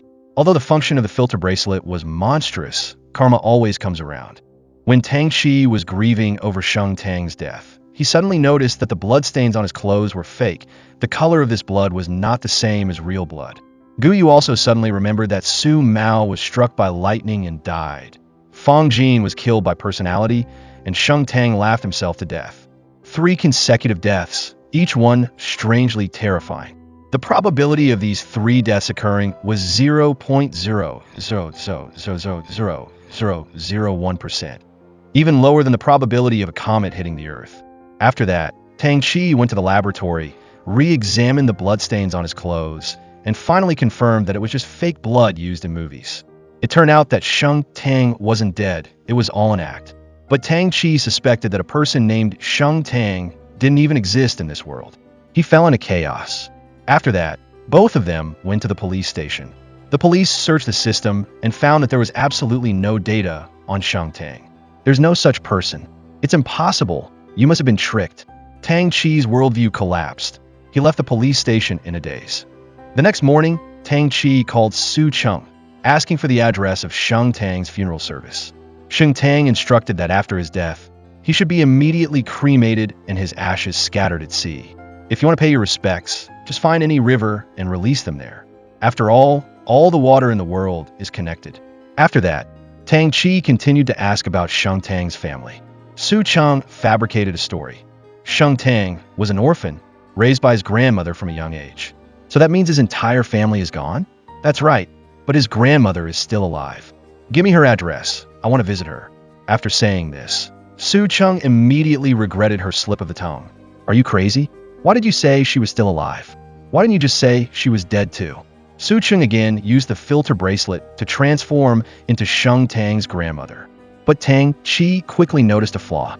The previous generation had children very early. According to that calculation, grandma should only be around 60 years old, right? But in reality, she looks older. Su Cheng continued to make up stories. Sheng Tang was a late child. His parents were 40 years old when they had him. His grandmother looks older than her age due to hardship. Sheng Tang's death is directly related to you. Don't say that. This is fate. It has nothing to do with you. Then I can't abandon grandma even more. From now on, I will take care of her. Tang Chi said that he would visit grandma every week. Su Cheng was about to die from stress, while Guyu had gone to the residential area to investigate. The old lady Tang Chi is meeting isn't surnamed Can. She's from the Dou family. Guyu immediately reported this information to Tang Chi. You're at Su Cheng's grandmother's house. Looking at the hidden picture frames on the wall, Tang Chi began to play his own role. Suddenly, he got very dizzy and his eyes hurt and he couldn't see anything. Su Cheng was extremely stressed and rushed to take Tang Chi to the hospital for a checkup. But when going down the stairs, Tang Chi accidentally slipped. Su Cheng reacted extremely quickly, immediately pulling him back from behind. This action made Tang Chi certain this was not the reaction of an elderly person. After learning that Tang Chi was blind due to psychological problems, Su Cheng was filled with regret and took him home. It was her first time at Tang Chi's house, but Su Cheng knew the password to open the door was using the middle finger. She also knew that his house slippers were black, knowing the exact location of every item in his house. At this point, Tang Chi had confirmed his suspicion. Su Cheng didn't realize that Tang Chi was only pretending to be blind. Afterwards, Tang Chi asked Guyu to take the grandmother home. Just then, Tang Chi intentionally called Su Cheng. As expected, the grandmother's phone also rang. Aren't you going to answer the phone? Let me answer it. Grandma told him to call back to confirm if you're safe. Thank you for your concern. At the same time, Lin Yuan brought Su Cheng's real grandmother back to the residential area. Coincidentally, they met Guyu. At this point, Su Cheng was completely flustered. Back home, Su Cheng called Tang Chi. Why? Why what? Why are you so good to me? Su Cheng didn't know that Tang Chi already knew her true identity. The next day, Su Cheng went to work as usual, but she heard the news that Mr. Tang resigned because cannot see with his eyes. Regretful for causing the psychological problems that made Tang Chi's eyes unable to see, Su Cheng turned her close friend into Grandma Can and went to Tang Chi's house to reenact the scene of Sheng Tang's death, helping Tang Chi escape from his psychological burden. But unexpectedly, the distance exceeded 5 meters, causing Tang Chi to witness their secret with his own eyes. Seeing Lin Yuan transform back into herself, Tang Chi's worldview completely shattered. Su Cheng was still unaware that Tang Chi was faking blindness. He had seen everything. But Tang Chi still pretended to be calm, pretending to want water to lure Su Cheng away from the position. Because the distance once again exceeded 5 meters, Lin Yuan returned to her original form. Witnessing it again with his own eyes, this time Tang Chi completely broke down. He realized that the girls he had loved, Su Mao, Fong Jeene, and even Sheng Tang, were all fake. Drink some water. Who are you? I'm Su Cheng. Don't get agitated. Get out of my house. Su Cheng and Lin Yuan were both frightened by Tang Chi's violent reaction. They only thought that the scene just now had triggered his psychological issues. Worried about Tang Chi, Su Cheng waited outside the door, while Lin Yuan called Gu Yu for help. During this time, Tang Chi was still immersed in his confusion about the truth that had just been revealed. He told Gu Yu, Su Mao, Fong Jeene, Sheng Tang they're all fake. This is ridiculous. The two speculated that Su Cheng might have obtained image filtering technology from some laboratory. Su Mao died. I was heartbroken. Then I fell in love with Fong Jeene. I was even heartbroken by her smile. Realizing that he had been deceived all this time, Tang Chi felt like a fool. But Gu Yu's word awakened him. You could also think of it another way. Su Mao didn't die, Fong Jeene didn't die, Sheng Tang didn't die. At this moment, Tang Chi suddenly understood. Leaving his house, he realized that someone from the rival company was following him. Therefore, Tang Chi decided to use a plan to lure the snake out of its hole, to find a mole in the company. After that, he continued to pretend to be a blind man walking on the street. The bad guys deliberately placed obstacles on the road to record evidence proving he was blind. But unexpectedly, because she felt guilty, Su Cheng secretly followed behind, quietly clearing all the obstacles in Tang Chi's path. Seeing this scene, Tang Chi remembered everything that had happened. Whether it was Su Mao or Fong Jeene or even Sheng Tang, there was always someone behind him, helping him. That's Su Cheng. Su Cheng, how did you know it was me? I just happened to be passing by. Are you okay? At this moment, Su Cheng noticed that the bad guys were still following Tang Chi, and she led him to hide in the woods behind. Then she used a high-tech bracelet, changing both of their appearances. But when Tang Chi looked in the mirror, he saw a small boy appear in it. His worldview collapsed once again. The bad guys lost track of both of them and started searching. Where is he? Did he really disappear? At this moment, Su Cheng noticed that the bad guys were holding phones, which contained videos showing Tang Chi in a bad light. She immediately asked Tang Chi to stand still and wait for her, and she used the bracelet to transform into Su Mao. In just 30 seconds, Tang Chi, who had just pieced together the fragments in his heart, saw his world shatter once again. He trembled, gasped for breath, and his legs went weak, almost unable to stand. Brother, let me borrow this for a moment. Beauty, what do you want to borrow? Su Cheng snatched the phone from the bad guy's hand. He tried to attack, but she immediately knocked him down. The police, having received a report, arrived and arrested all the bad guys.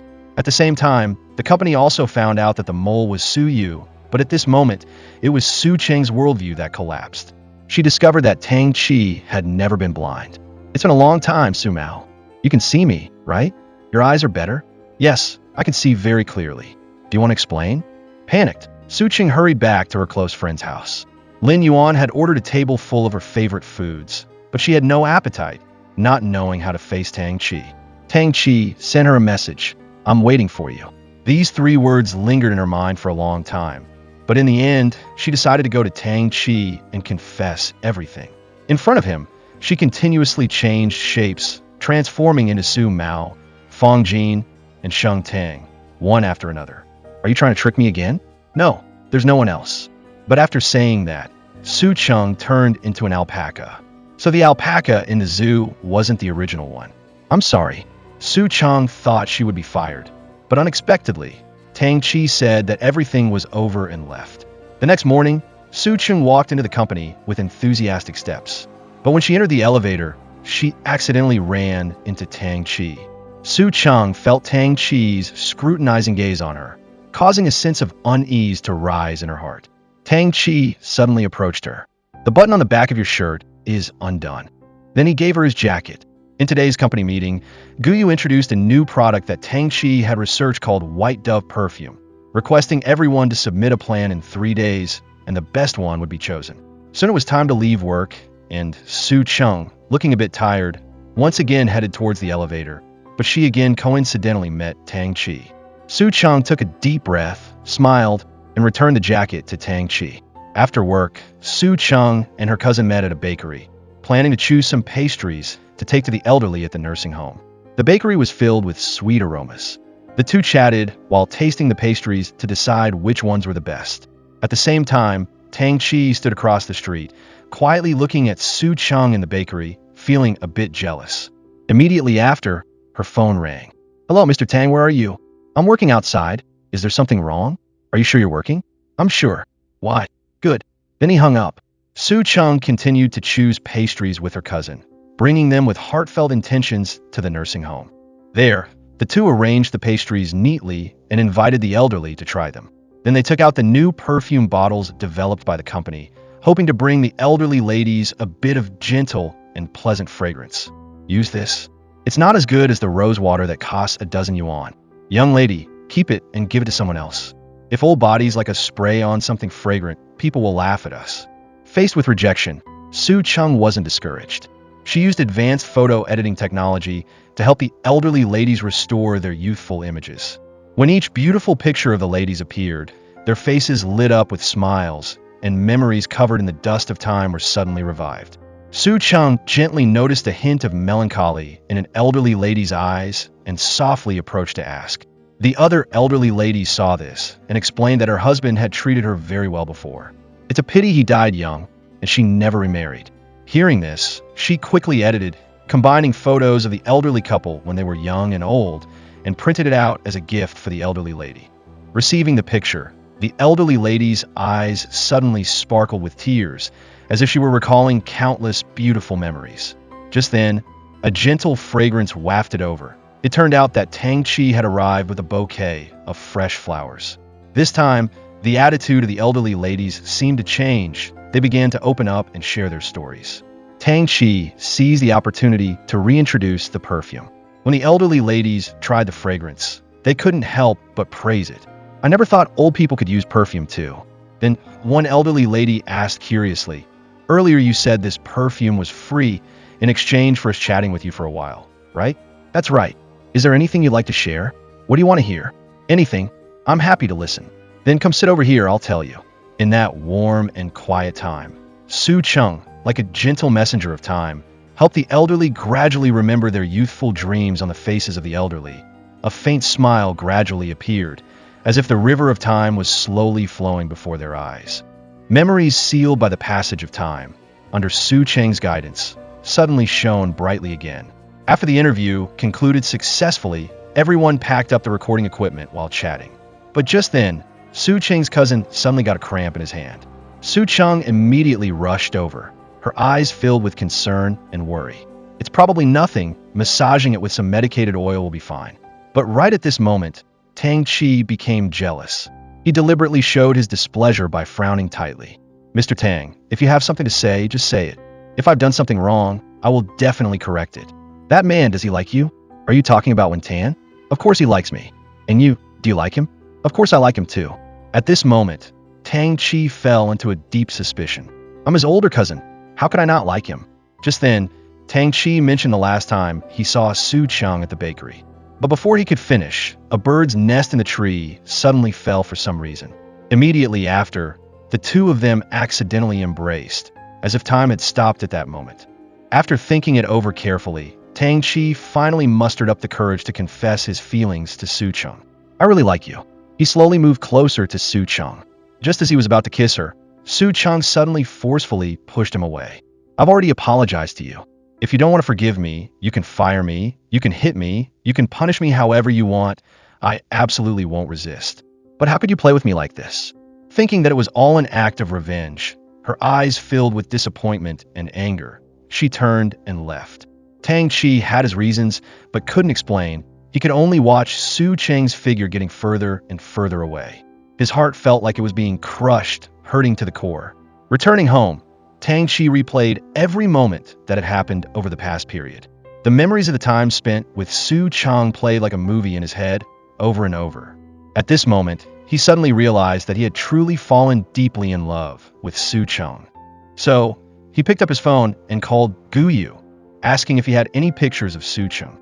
There are only some group photos, no individual ones. It seems like he's really figured things out. During the search, he also unexpectedly realized something. In his world, only Su Cheng had color because his heart had belonged to her all along. Early the next morning, Tang Chi meticulously chose a bouquet of fresh flowers and, with a mix of nervousness and anticipation, went to the downstairs of Su Cheng's apartment. In his heart, he silently prayed that Su Cheng could forgive him. The moment Su Cheng appeared, Tang Chi took a deep breath and stepped forward to apologize, but Su Cheng only said calmly and helplessly, "Mr. Tang, what exactly do you want?" Tang Chi hurriedly explained, affirming that his confession was not for revenge, but because he genuinely liked Su Cheng. But what he received was only a response that shattered his heart. "Mr. Tang, I don't like you. Please stop following me and don't do things that are easily misunderstood. Other than work, I hope there will be no other relationship between us." At this moment, Tang Chi stood stunned in place, his heart filled with loss and pain. Su Cheng, with anticipation and enthusiasm, entered the company meeting room, introducing the perfume plan she had painstakingly prepared. In today's market environment, middle-aged and elderly people also have a potential demand for perfume. The scope of brand representation shouldn't be limited to young people, but should be extended to the elderly group as well. This unique perspective immediately surprised Director Zhou and Guyu. But if we use older people as brand representatives, won't it make young people feel that our perfume isn't fashionable enough? In the plan, Su Cheng proposes inviting 3 generations of brand representatives, aged 20, 40, and 60. Won't that confuse the positioning of the perfume? But Su Cheng was undeterred and continued to explain. Only when 3 generations participate together can we fully convey the profound meaning that this perfume line wants to express. At this moment, Tang Chi stepped forward to support her. He analyzed in detail the enormous potential of the middle-aged and elderly market, and clearly presented the needs and passion for perfume of this customer group.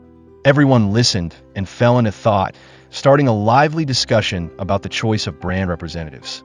Su Cheng confidently announced that she had found the right candidate. "We can invite Ming Zhu, a famous actress in the 80s and 90s who was once renowned everywhere. She won countless awards both domestically and internationally for her outstanding acting." Director Zhou also nodded in agreement with this direction. However, the deadline is 3 days to contact. To invite a prestigious figure like Ms. Ming Zhu as a brand representative, Tang Chi actively mobilized his connections. When I was gathering information about Ms. Ming Zhu, I discovered that before the age of 22, there's almost no information. We only know that she didn't come from a formal acting school, and before becoming an actress, she had only one marriage, but there's no information about her ex-husband. Now that you mention it, she became famous early and divorced very early. Maybe there's someone who can help us. Immediately after, he took Su Cheng to meet Ms. Ming Zhu's granddaughter. The surprise was that all 3 were classmates. "Su Cheng, don't you remember me? We were in the same class in high school." "I'm sorry. It's okay. I only studied for 1 semester and then transferred, so it's normal that you don't remember. When I was in 10th grade, I even secretly kept a photo of Senior Tang, but you ended up confiscating it." Everyone gathered around and sat down, starting to discuss the promotion plan in more depth. After carefully reading the plan, Shi Zhen looked serious and frankly said that it would be very difficult to persuade her grandmother based on this plan alone. Su Cheng sank into thought. A moment later, her eyes lit up with a spark, a brilliant idea. Does Ms. Ming Zhu have any memories that she constantly dwells on? Shi Zhen also suddenly remembered an old, worn-out photo. Perhaps it could become the key to a breakthrough. So, to get Ms. Ming Zhu's approval, Su Cheng and Tang Chi went back to their school days, transforming into vibrant, energetic students. Quietly entering the school library, they began a tense but hopeful search journey among the vast bookshelves. Feeling hungry after a while, Su Cheng took out a walnut and forcefully cracked it, offering it to Tang Chi to eat for energy. It turned out that back in high school, she cracked a walnut not to scare Tang Chi as he thought, but out of kindness. Only now did Tang Chi learn this truth. The two worked while secretly glancing at each other. After a lot of effort, they finally found the original photo that Ms. Ming Zhu wanted to find. The two hugged the precious item tightly and left the school. In Tang Chi's mind, the innocent days he had spent with Su Cheng reappeared. The silly smiles, the steps side by side, all the most precious memories in his heart. But before he could immerse himself for more than a few seconds in those sweet memories, the security guard quickly caught up and surrounded them. "Kid, thought you could escape?" The security guard crossed his arms and smiled slyly. "Over the years, I've dealt with countless troublemakers like you. You think it's that easy to get away from me?" Just as the security guard's hand was about to grab them, Su Cheng quickly activated her image filter ability. In an instant, she and Tang Chi suddenly transformed into teenagers from the past. Their youthful faces made the security guard stunned, suspecting that he had mistaken them for someone else. Finally, he had no choice but to let them go. The two ran away, panting heavily, and finally reached a vending machine. "Su Cheng, did you like me back then?" Distant memories suddenly flooded back. Back then, Tang Chi always teased her for being ugly. But now, looking at the Tang Chi in front of her, who was both familiar and unfamiliar, her heart was filled with complex emotions. Noticing Su Cheng's mood, Tang Chi gently looked at her and explained softly, "The photo I took of you back then, it wasn't to make fun of you for being ugly. I meant that your makeup wasn't durable and smudged easily." After saying this, Tang Chi mustered up his courage and sincerely confessed again, "I'm sorry, I've disappointed you. But could you like me one more time?" Su Cheng's eyes glistened with tears. As the two were immersed in the sweet atmosphere of confession, the security guard returned once again. "It's you two. Don't even think about running away today." Su Cheng had no choice but to activate the image filter again. But it seemed like even the heavens wanted to play a trick on them. The sky roared with thunder, and Su Cheng's face began to flicker unstably. With no other option, the two could only cover their heads and run away. Finally, Tang Chi and Su Cheng managed to escape to a parking lot to take shelter from the rain. The rain fell steadily. Su Cheng looked at Tang Chi, her eyes full of affection. "Since I was little, I've always felt that my older sister was very beautiful, while I wasn't anything special. Deep down, I never dared to face myself. I'm not as good as you think." But Tang Chi had long since stopped caring about the fake appearances. The filter only changes your appearance, but it doesn't change who you really are. Su Cheng trembled slightly. "Thank you for liking the imperfect me," Tang Chi said gently. "Will you accept the real me?" Su Cheng smiled softly and nodded. "I do." The sky seemed to rip open, and heavy rain poured down like a waterfall. Amidst the chaotic scene, Su Cheng suddenly transformed into the appearance of an old woman. The filter system, at this very moment, automatically upgraded, trapping her in this elderly body. Thanks to finding the old photo, Shizhan invited them both to dinner. Unexpectedly, the event plan this time was like a key that unlocked the door to success, helping them gain full support from Ms. Ming Zhu. This inadvertently became a powerful driving force for their project. Shizhan looked at the old woman in front of her, feeling a bit suspicious, but she didn't think much of it. The old woman in front of her was comfortably eating spicy stir-fried chicken and even drinking baijiu freely. "Grandma, can you eat spicy food?" "Of course. Su Cheng must have gotten that from me. She can eat both savory and sweet dishes. Everything tastes good to her. She's also a good drinker." The image of such a strange old woman made anyone who saw her laugh. After discussing the cooperation, the two were preparing to leave. Su Cheng originally planned to go to Lin Yuan's house, but unexpectedly received an invitation from Tang Chi. Before, when the filter malfunctioned, you always hid at Lin Yuan's house. Now, I can also be a place for you to rely on. Okay, it's not like I haven't stayed at your house before. After arriving at Tang Chi's house, Su Cheng quickly went to bed to rest. Not long after, Tang Chi brought in a glass of warm milk. Su Cheng's eyes were inadvertently drawn to an oil painting. The girl in it was the image of Su Cheng in Tang Chi's heart. In the morning, she was surprised to find that she had returned to her original form. What was even more gratifying was that the filter had added a new function, displaying inner thoughts. Su Cheng couldn't resist her curiosity and immediately tried it out. But the result was a bit disappointing. It didn't seem to have any special effect. She decided to go to the kitchen to find Tang Chi to share this secret. When she turned on the thought display function, the lines of text in her head appeared like small bubbles above her head. Tang Chi looked at the scene in amazement. then suddenly performed a series of actions that surprised Su Cheng. It was as if Tang Chi could read her mind. The filter has finished upgrading. It has a new feature called Thought Display, but I tried it and it doesn't seem to do anything. But as the two interacted more, Su Cheng's inner world gradually became agitated. She suddenly had a thought. She wanted a kiss. This thought, like a weed in her heart, was clearly seen by Tang Chi. If it's like this, then next, will there be a lover's breakfast too? Su Cheng still hadn't realized that her thoughts were being clearly seen.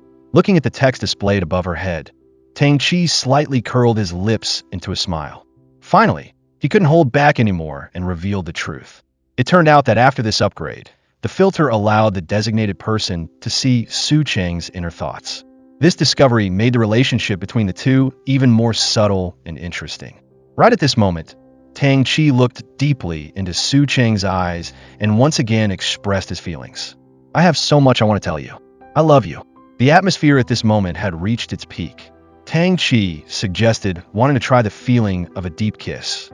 It was the first time for both of them. The innocence and anticipation spread in the air. They slowly moved closer to each other, their hearts beating like drums finally.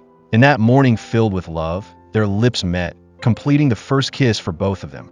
At this moment, time seemed to stop, leaving only the two of them holding each other tightly, with a rhythmic beating of their hearts in their chests.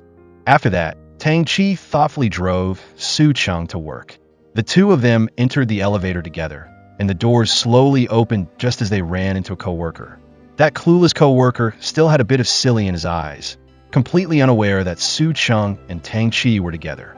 Moreover, he accidentally blurted out something that made people want to laugh and cry at the same time. How come you came up from the underground parking lot? Did you buy a car? No way, I know. Someone must have given you a ride to work. Su Cheng's face turned slightly red, and Tang Chi gently reached for her hand. It must be your sister who gave you a ride, right? Your sister is so nice.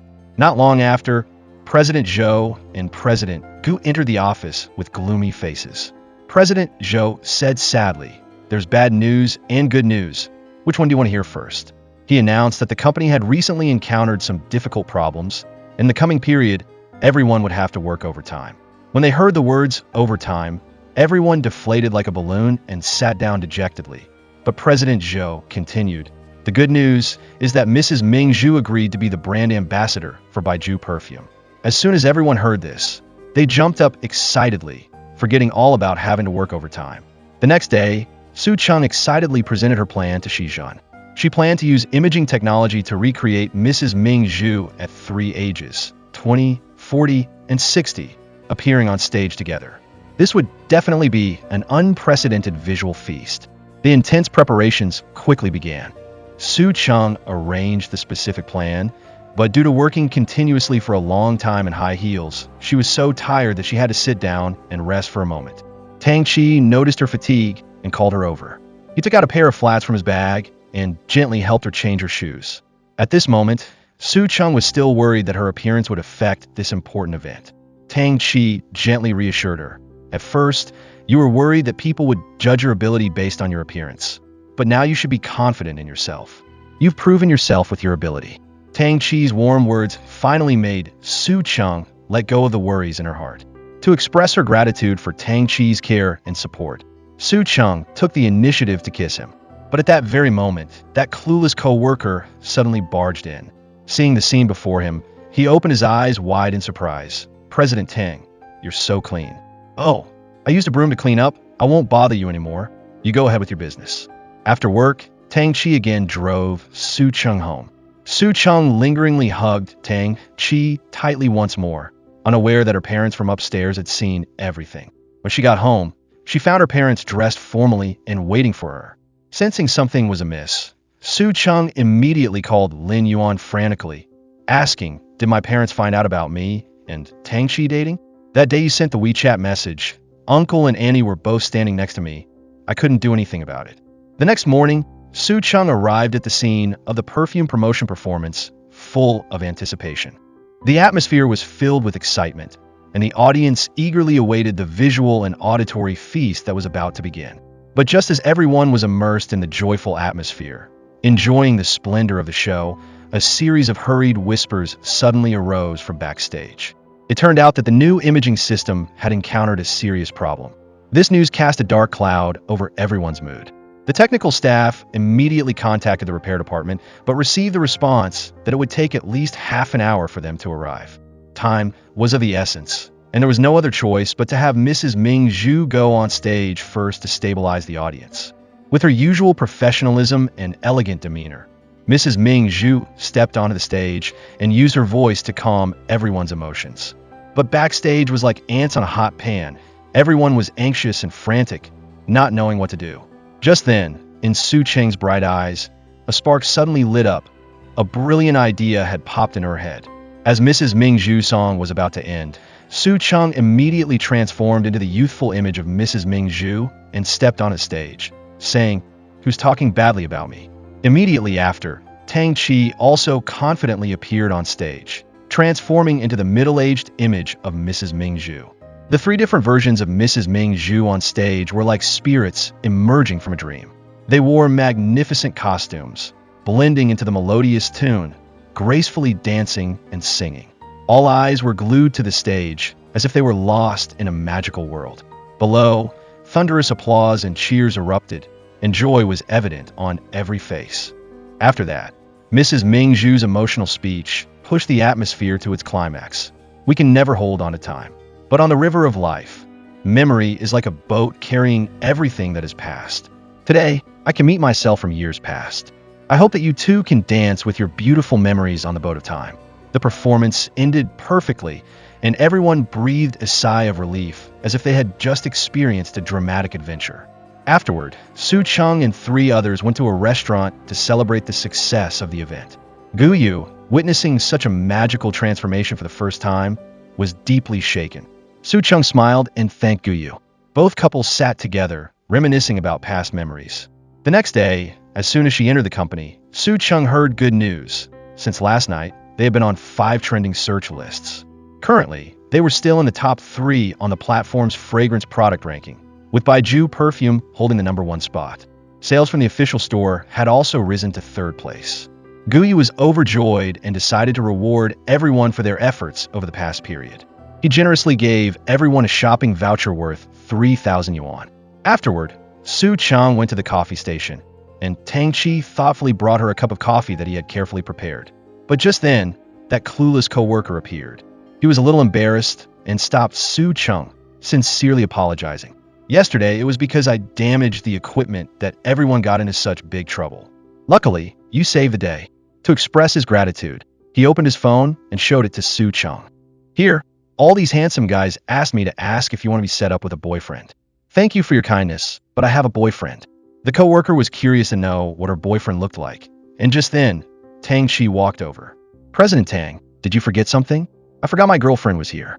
At that moment, the co-worker suddenly remembered Tang Chi's strange actions before and immediately realized what was going on. That evening, to celebrate the success of the event, Tang Chi invited everyone to dinner. During the dinner, Tang Chi officially announced, "Su Cheng and I are dating." Su Cheng also stood up and smiled sweetly. "This is my boyfriend, Tang Chi. I hope everyone can love him as much as you love me." The two of them drank a lot of wine and got very drunk. This time, it was Su Cheng who took Tang Chi home. Tang Chi, who usually seemed like a nerdy PhD in love, took advantage of his drunkenness to act cute with his girlfriend. "Su Cheng, I like you. Su Cheng, I miss you. Give me a hug." The next morning, Tang Chi's mother slowly arrived at his house. As soon as she entered, she immediately noticed 2 pairs of shoes neatly arranged by the door. The corners of her mouth turned up slightly, and she was secretly happy that her son finally had a girlfriend. She turned and went into the kitchen, carefully starting to prepare breakfast for the young couple. Waking up, Tang Chi was startled to see his mother had returned.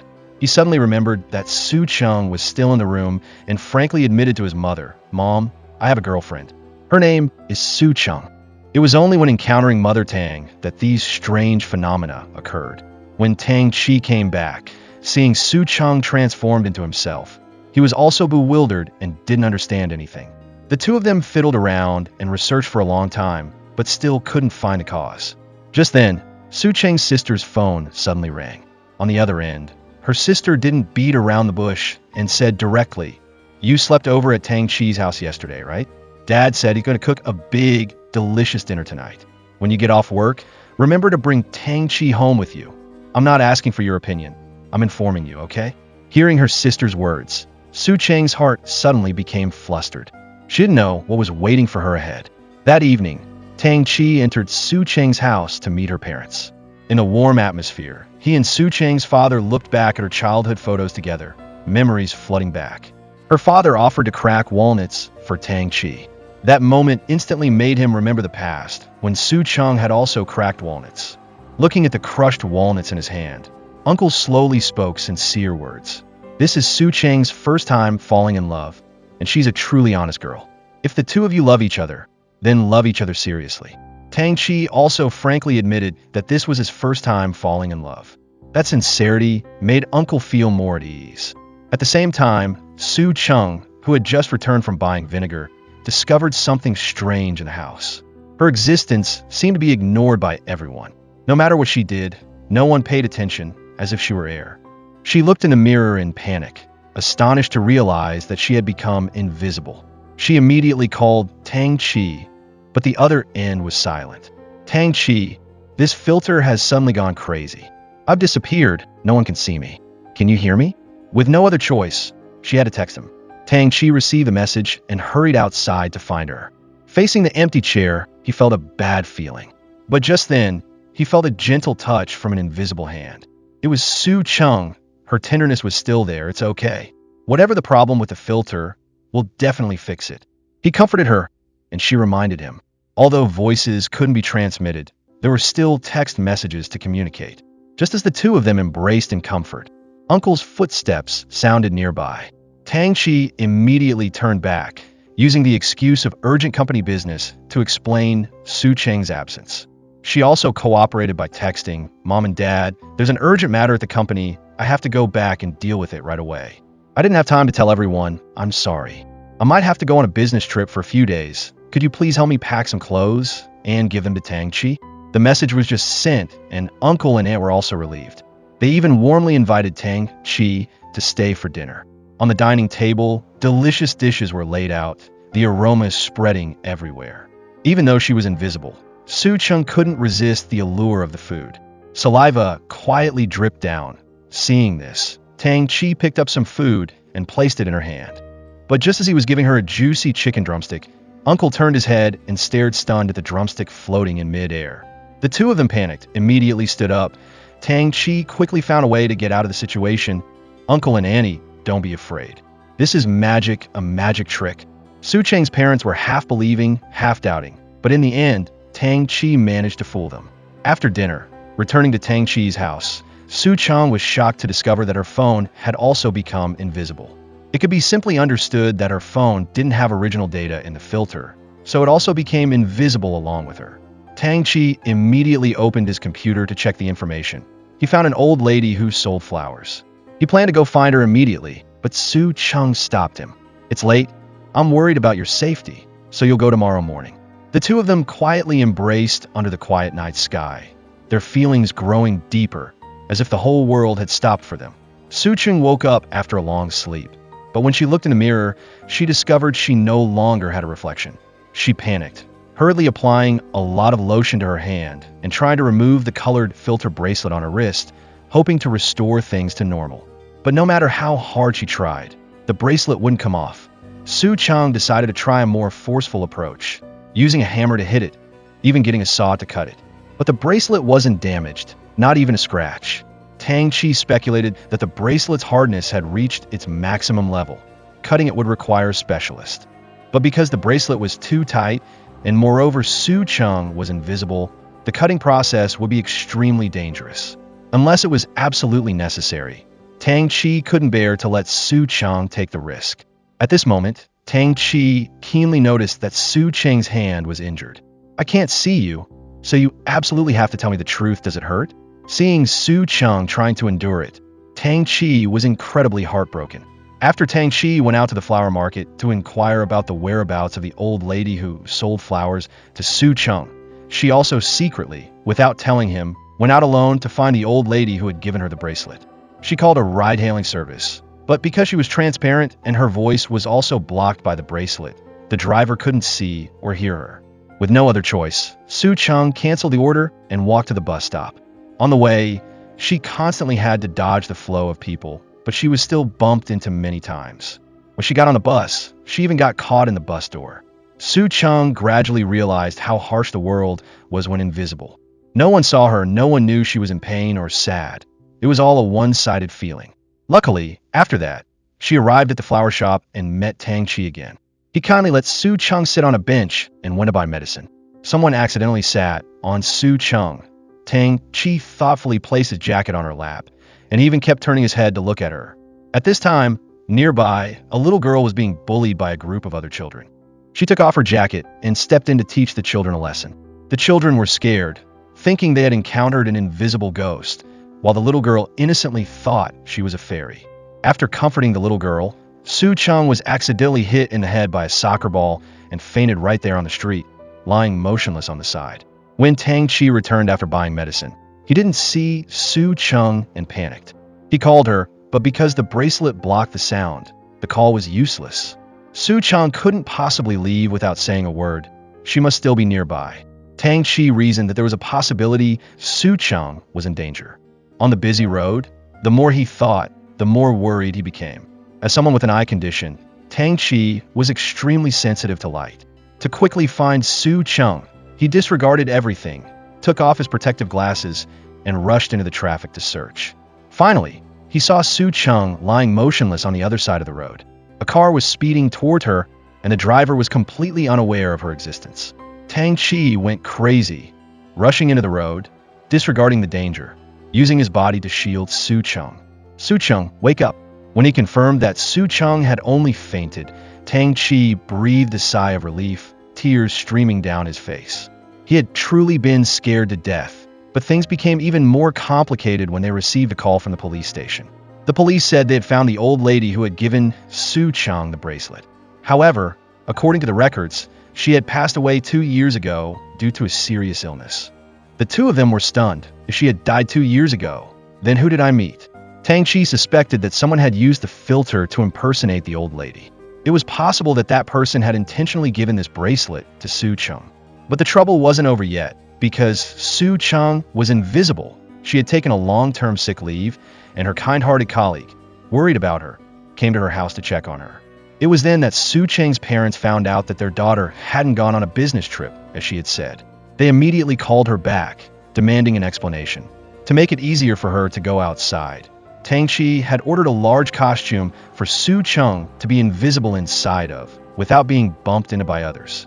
When Su Chung returned home, with no other choice, Tang Chi had to tell her parents the truth.